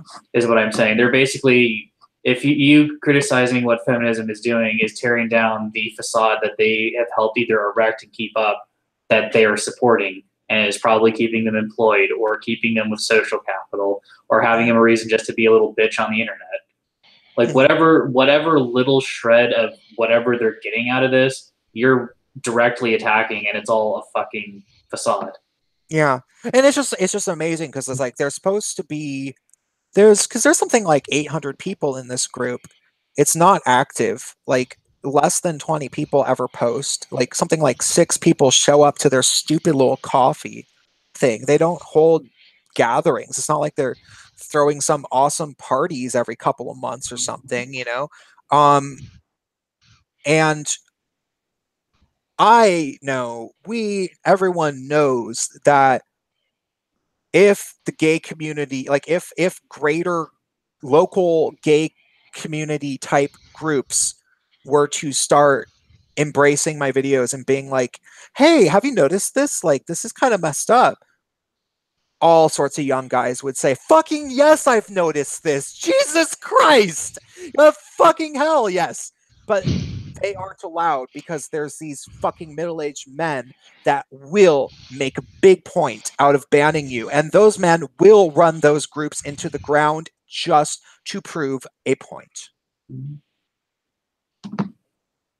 But that means that those groups will run into the ground, and then where will the young guys go? Somewhere else. They will go somewhere else. Ooh, how about Gig Cow? Yeah, Gig Cow. I mean, Plug. fucking hell. I will open up my own clubhouse. God damn it! Once I have time. Well, I mean, honestly, if you wanted me to be entirely callous, the feminists are probably hoping gay men keep drugging themselves to death, so they have a thing to cry over someday. Yeah. I'm assuming they are going to someday go, oh, look at the poor gay men and their drug-addled addiction. You know what they need? They need some more feminism in their life. That's what's going to fix them. I think it's more diabolical than that. I think it's more like they want us to get some sort of uncurable treatment, where they want us to become dependent upon PrEP, the HIV vaccine medication. They also want more and more guys who are on HIV because they will be forever loyal to social services around HIV, and that is loyal to the Democratic Party. I have never. I'm pretty positive, and I would love to meet the conservative gay man that is HIV positive. Never heard of him. You know, I don't know who that would be.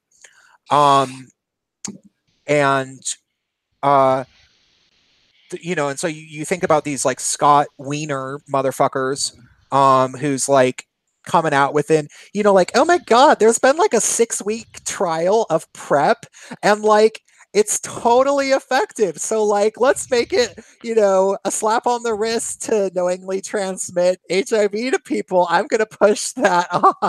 This is cool. I cannot believe they passed that. Yeah, Yeah, well, I yeah, cannot it's pretty diabolical if you actually think about it. It is. Well, what I'm saying is why they're doing it is I'm assuming that it's going to be their back burner issue that they're going to be like trotting out in a couple of years once they realize the whole non-binary thing is not going to put them into the presidency in 2020.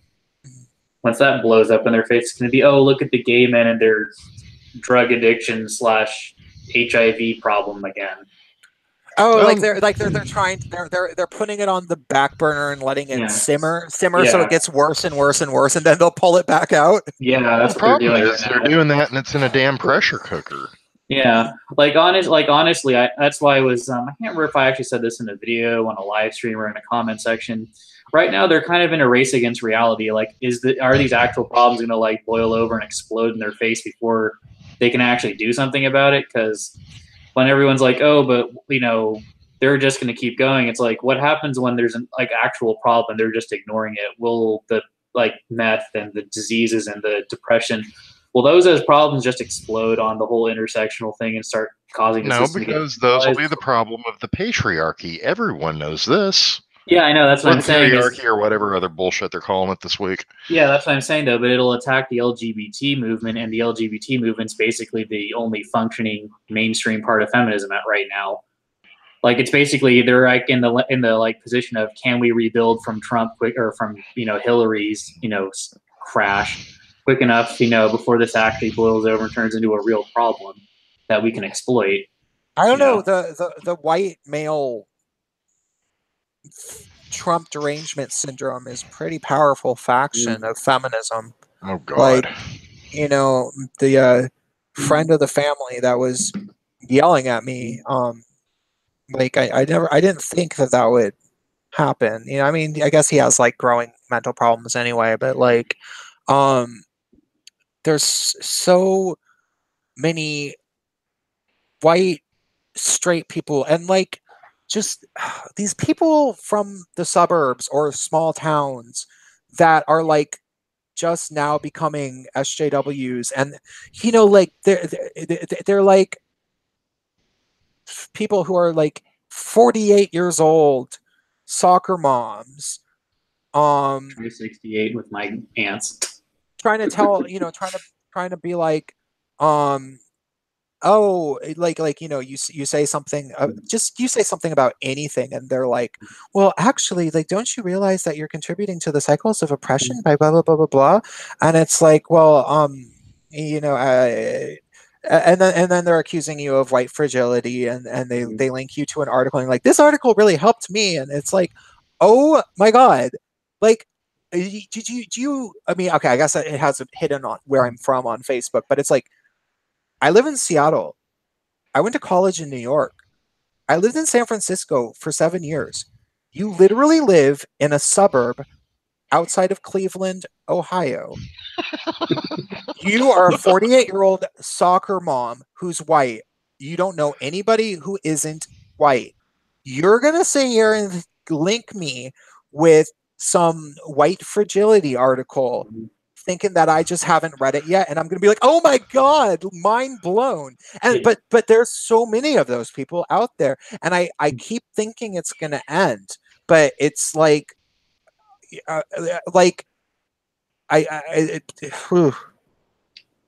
they don't pay the bills, though. That's my point, though. Is they're not the ones that are going to be raising the money to keep everyday feminism going. It's going to be gay men doing that largely.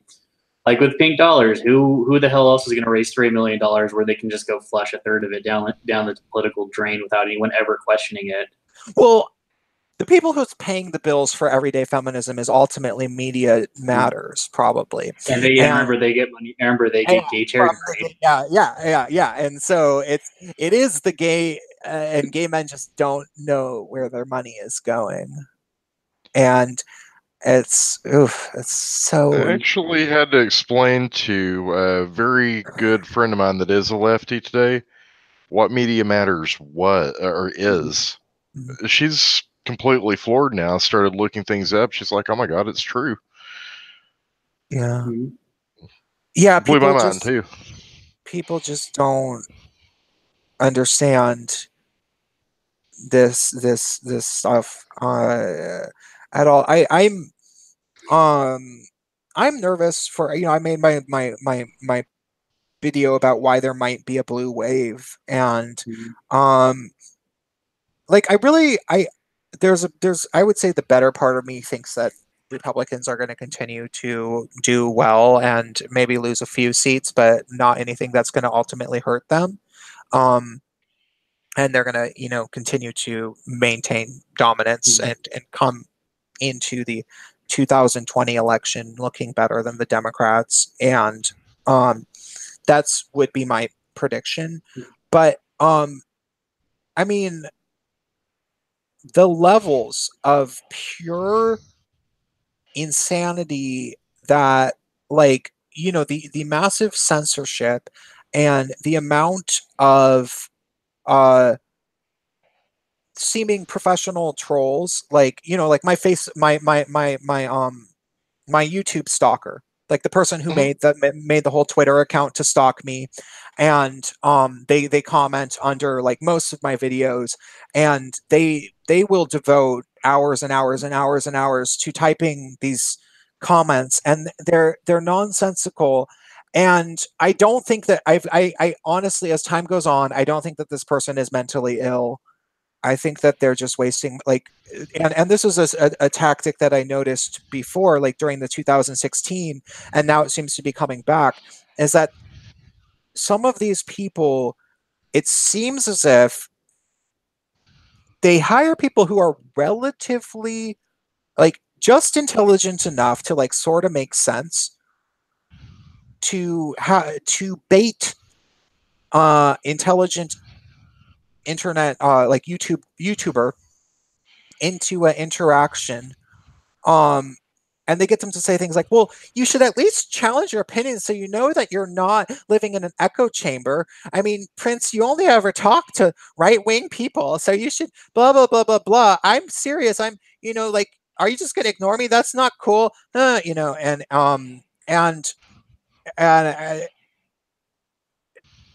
they are really just trying to waste your time. Like, and it's like, wait, did somebody assign this person either to me, or did they get an assignment where it was like, okay, find you know, a mid-level YouTuber and try to waste their time, and send a screenshot of every post that you give to them, and we'll pay you a few bucks for it, you know? And because that's really what it seems to be. Like, if you, the account is called Raddest of Lads, I think, or it might be, hold on, let me, Sounds about right. that on under, they've been commenting on my under my most recent video, they've been, yeah, it's Raddest of Lads. And it's, this person is just like, they're too illogical and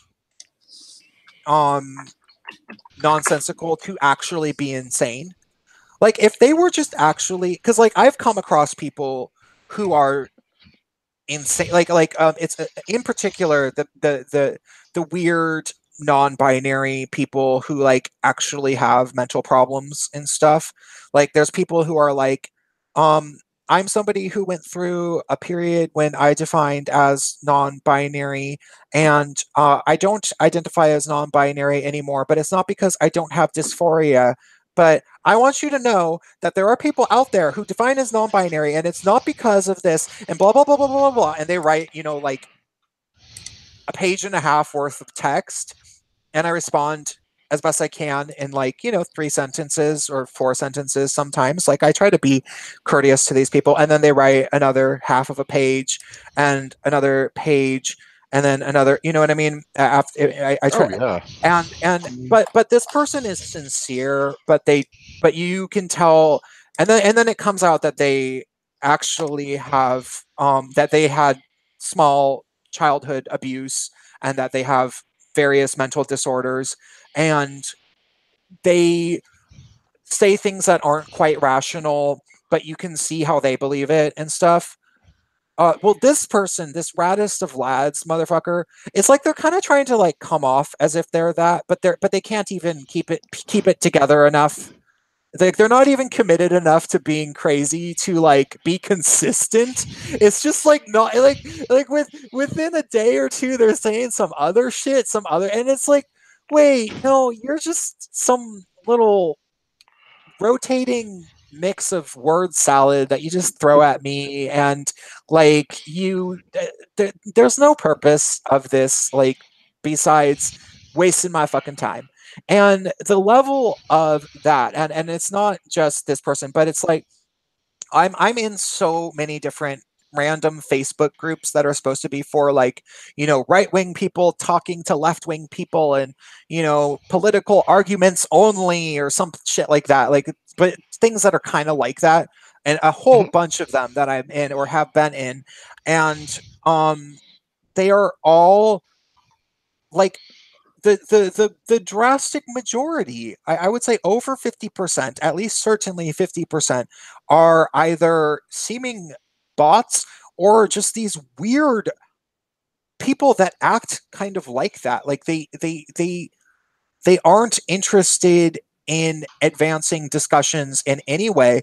They are practically nonsensical. They are it's like they're just trying to annoy people and trying to distract anybody from having any real discussions. And you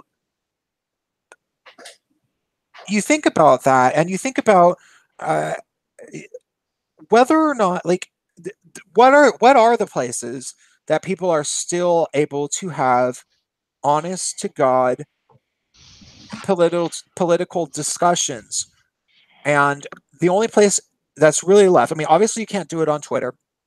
You can't really find anything new on YouTube. It's kind of like you're watching whatever you watched a year and a half ago and you're not finding any new channels. Trust me. Like, that's sort of the thing. And like uh the only time that you can have conversations is on your Facebook friends timelines, talking to their friends. um that's not a very wide cross section of people, No, especially not even remotely. considering most of the people that you are going to come into contact with are in the same area as you. Whereas it used to be that you could, like, go into some Facebook group for, like, um interesting centrist discussions and have these, like, really intelligent conversations about, like, who do you prefer, Jordan Peterson to Sam Harris, and, like, you would, like, people would go on and on and on. And now people are just like, oh, y'all are racist, Black Lives Matter, y'all, yeah, blah blah blah. And it just devolves, and it's just like, this is dumb. Like, and it's like, okay, Mr. Tyrell, Mr. Black supremacist, who shows up literally anytime anybody ever says anything ever and calls everybody white supremacists. Mr. lives in Detroit. Mr. has, 1,500 friends who are literally all black. Like, the chances that somehow you aren't getting paid to sit here and spam, like, I don't know who the fuck is giving you what kind of money to do this, but, like, they have every reason to, and you've made it impossible for these discussions to happen. And so it does really worry me what's going to happen in November. And that's I think that it just means that people should be, the point I'm trying to make here is that people should be really, really proactive in their own social circles, and remembering to watch, the few YouTube channels that do make good political videos. Like, hey, don't agree with everything he says a lot of the time. I do, but Sargon's good. The Honey Badgers are good. I've been liking Short Fat Otaku is good.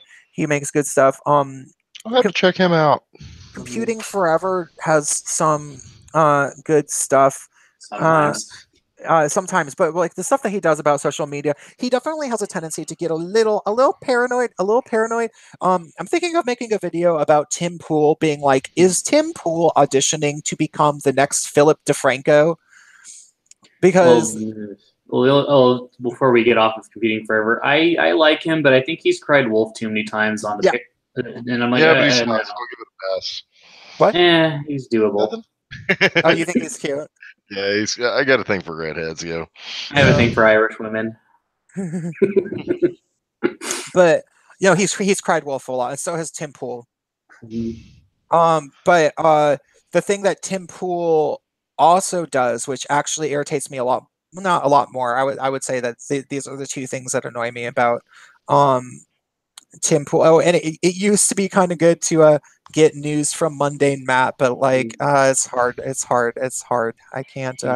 Like, and, like, it was never because Mundane Matt was, like, any sort of great political science genius. It was mostly just like, oh, he must get up really, really early in the morning and read the newspapers, like, because he always knows about these things and has made a video before I do. So, like, that was what was nice about it. Yeah, that's the only reason why I still watch Monday Mass, so someone reads the news to me. Yeah, like when I'm walking to the fucking store and I have my headphones on.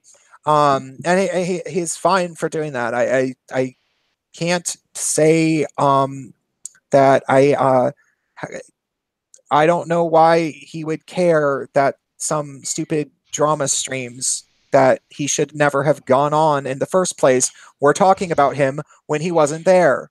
But I guess maybe he cares because he cared enough to show up to them. So can't really talk about that very much. But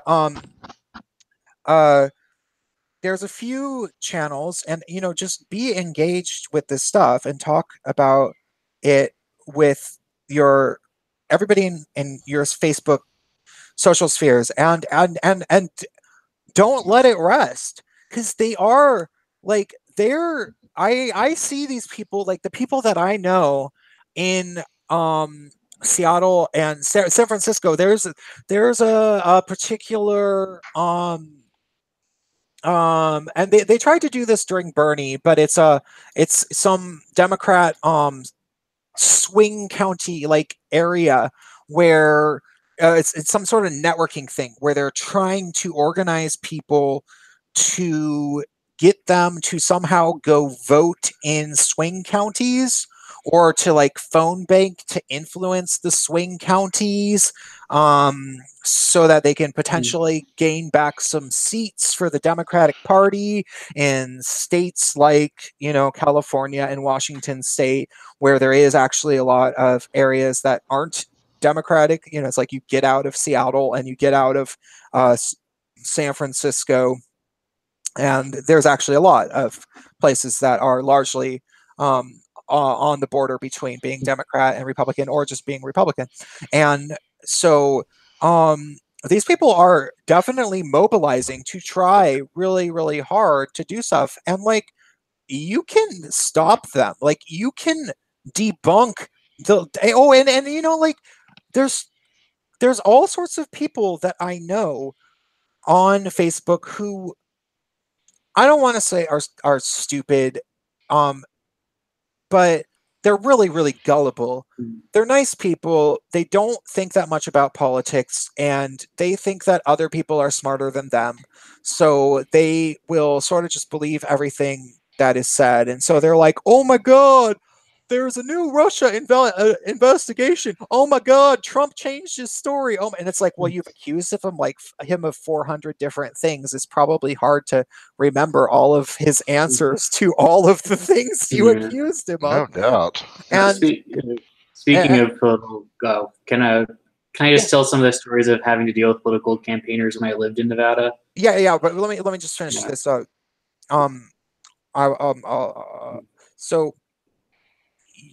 I'm constantly dealing with like this one guy in particular. He's so gullible, and the thing is that he's a nice guy, and he deep down he knows I'm smarter than him, and he's known that ever since we first started talking on the internet about 13 years ago or so. Like, we knew each other from message boards, and he's always been about 2 or 3 years behind where I'm at, intellectually, in terms of like how I see culture in the world. And so he'll always like start arguing with me and be like, you're dumb. How can you possibly say that? But he's smart enough to know that it's worthwhile to engage with me. And he always loses the argument. Always. And then eventually he somehow like, he knew what my real name was, and he found me on Facebook, and he was like, hey, remember me from the message board? Just so you know, I didn't think that you were that much of an asshole. And I was like, oh, we could be friends. Yeah, no, actually, you were one of the nice people out of all of those people that would argue with me. You at least admitted when, I changed your mind about things. So, he always admitted that from the beginning. And, but he still had this attitude where it's like, I tell him, I'm like, he's actually said that he would come on Gaytriarchy. And I've told him, I'm like, Matt, you're just wrong about this. like you don't know what you're talking about. And he's like, like he posted recently about how the Patriot Prayer is gonna have a rally at the Kent State, the place where there was the big shooting in the 60s, and they're gonna have Kent State. yeah, they're gonna have open carry, a rally in favor of open carry. And he's like, whoa, talk about poking the sleeping bear. They're, implying that they're asking for violence to be committed at them. And I'm like, okay, yeah, but you don't have, like, or they can express their freedom of speech rights and people don't have to become physically violent. And he was like, you're missing the point. I'm like, no, I understand the point. I just don't agree with it. I don't think that you have to. I think that you're victim blaming, like you're preemptively victim blaming them. And he was like, why don't you open a history book? And I'm like, oh, I love that. and I'm like, Matt, I know more about politics than you. And he's like, God, you're such a fucking child. And it's like, oh, Jesus fucking Christ. Kent State was a place where they had the fucking shooting. I know. Patriot Prayer is having an open carry rally. And the reason why is because people that believe in open carry cite the fact that places that have open carry have a far lower mass shooting rate. And that will be their argument. I guarantee it. And that's why they want to have the rally there. Have you ever thought about considering why? And just shit like that. And then eventually he like sort of dodges around, like somehow within a few posts we're talking about something different, and he won't ever say, oh, good point, shit, I didn't even think about that, like and that always happens with this guy. And man, if I was anybody, if I was not Prince of Queens, I would have stopped bothering years ago. But I mean, all we have is these people that we like kind of know on the internet to do, like, if I wasn't going on there being like, oh, hey, it doesn't matter what some stupid ex-lawyer of Trump said about like Stormy Daniels necessarily, like, it really doesn't necessarily say anything about Trump. And the only thing Trump ever said about Stormy Daniels was like this tiny, tiny little soundbite in an airplane. And it was really unclear what he was actually saying. Like, 4 out of 10 would not recommend to friend. Yeah, like you should really not think that he's going to be impeached. And like, if it wasn't for me sticking around, and then he has like 1 or 2 other friends that'll actually join in and, argue, against the Democratic Party in the mainstream media. But if it wasn't for us, he wouldn't have anyone, and there has to be a lot of people out there. And so I just want people to just remember that you have to put in the labor, because that's all we have now. Mm-hmm. So tell your story about Nevada. And then we should probably wrap up soon. Yeah, that's what I was gonna say. Like, after the story, we should probably wrap it up. But because like when you're saying like getting activists to go to like swing areas, because Nevada is sort of a swing state, and I lived there until 2015. So during the 2012 election, we had people knocking on the door, telling us the good word about Obama and how he's gonna help us, and all the the yada yada the bullshit they every political party feeds you during election season. So anyways, they would literally harass you like every day before the election. And I'm not kidding you. I would see them, like a pair of them. It was usually like a Mexican girl and a black girl, like trotting around my neighborhood, like to tell us the good word about what Obama was going to be doing. So eventually I just went to Walmart, like for $1.50, got a no soliciting sign and put it on the external gate to the, like, it was an apartment. So there was like a gate before you go to the front yard. I kid you not, they did not understand the whole no soliciting sign. And for anyone who doesn't remember the whole Prop 8 debacle and how the Mormon Church basically pushed it through their missionaries and them funded activists, it's like, you guys are bitching about this because in Reno we still do get California news for some reason. So it's like, we're hearing you guys complain about the Mormons who are not really Californians funding Prop 8, and here it is, you're coming over here to give us the good word about Obama. It's like hypocrisy. And then I voted for Romney out of spite. Well, not to mention they get pushy as hell when they get to doing that, and I don't think they realize how much it turns people off. I mean, what percentage didn't even vote in the last major election? Half. That ought to tell them something. It ain't Jill Stein and Gary Johnson that's screwing up the elections. Well, Jill Stein is an idiot, but there's that.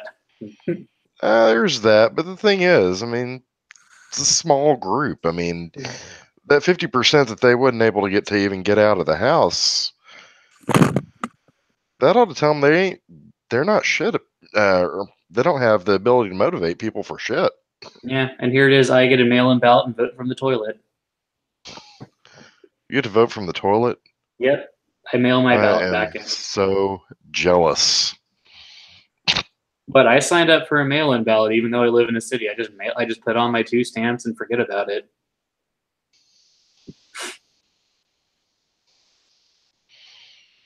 So anyways, I think we should just start wrapping it up because we've been going for a while. Yeah, probably better get some we should, sleep. absolutely. Yeah.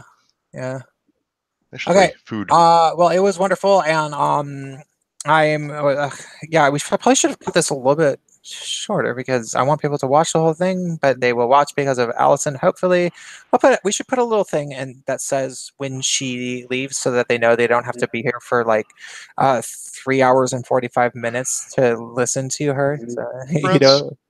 When this comes up, would you like for me to download a copy and do a split with just the Allison portion? Yeah, that would be good. Hey, I think your stalker found us. The what? Your stalker found us. He's in chat right now. Who? Your stalker. Oh, hold on. I want to see. Oh my god, really? Hey. Okay, I wanted to talk. No, it's not a he. It's actually like a teenage girl or something. Oh, who cares? That's all right. It was an inclusive, non-binary. Hey. Yeah. Wait. So I wanted to say though, I was actually wrong about something. I thought that there was this link in somebody's provided a link, and I thought that it was good and that you could see the article, but you actually can't see the article. And I said that this person was lying about that, but that's not true. But they are lying about like the opinions that they have. Like they actually don't believe the things that they do, because even if they were actually crazy enough to like type the things that they type, they're not things that like they're still hallucinations. Like they aren't things that are real. Like this person is like, anytime you ever see Raddest of Lads, like the only reason to read it would be to like put it into like text to speech and then like take like a hit of laughing gas, like nitrous oxide, and then listen to it and just giggle, because it's like actually that level of insanity. Like it's like kind of worth it. And whether this person is somebody that is being so if for whatever reason has a motive to stalk me, to waste my time and annoy me, or if they're like actually just some mentally ill young person, I don't really care, because either way they deserve to have things said about them. I think she love you. Yeah, well, no, yeah, and I want them to, yes, you. I want them to think that they should keep going, to keep going with me, because they think that they're learning about me, but I'm learning about them. I like they say, well, you haven't ever proven much of anything. No, you got me. You showed me.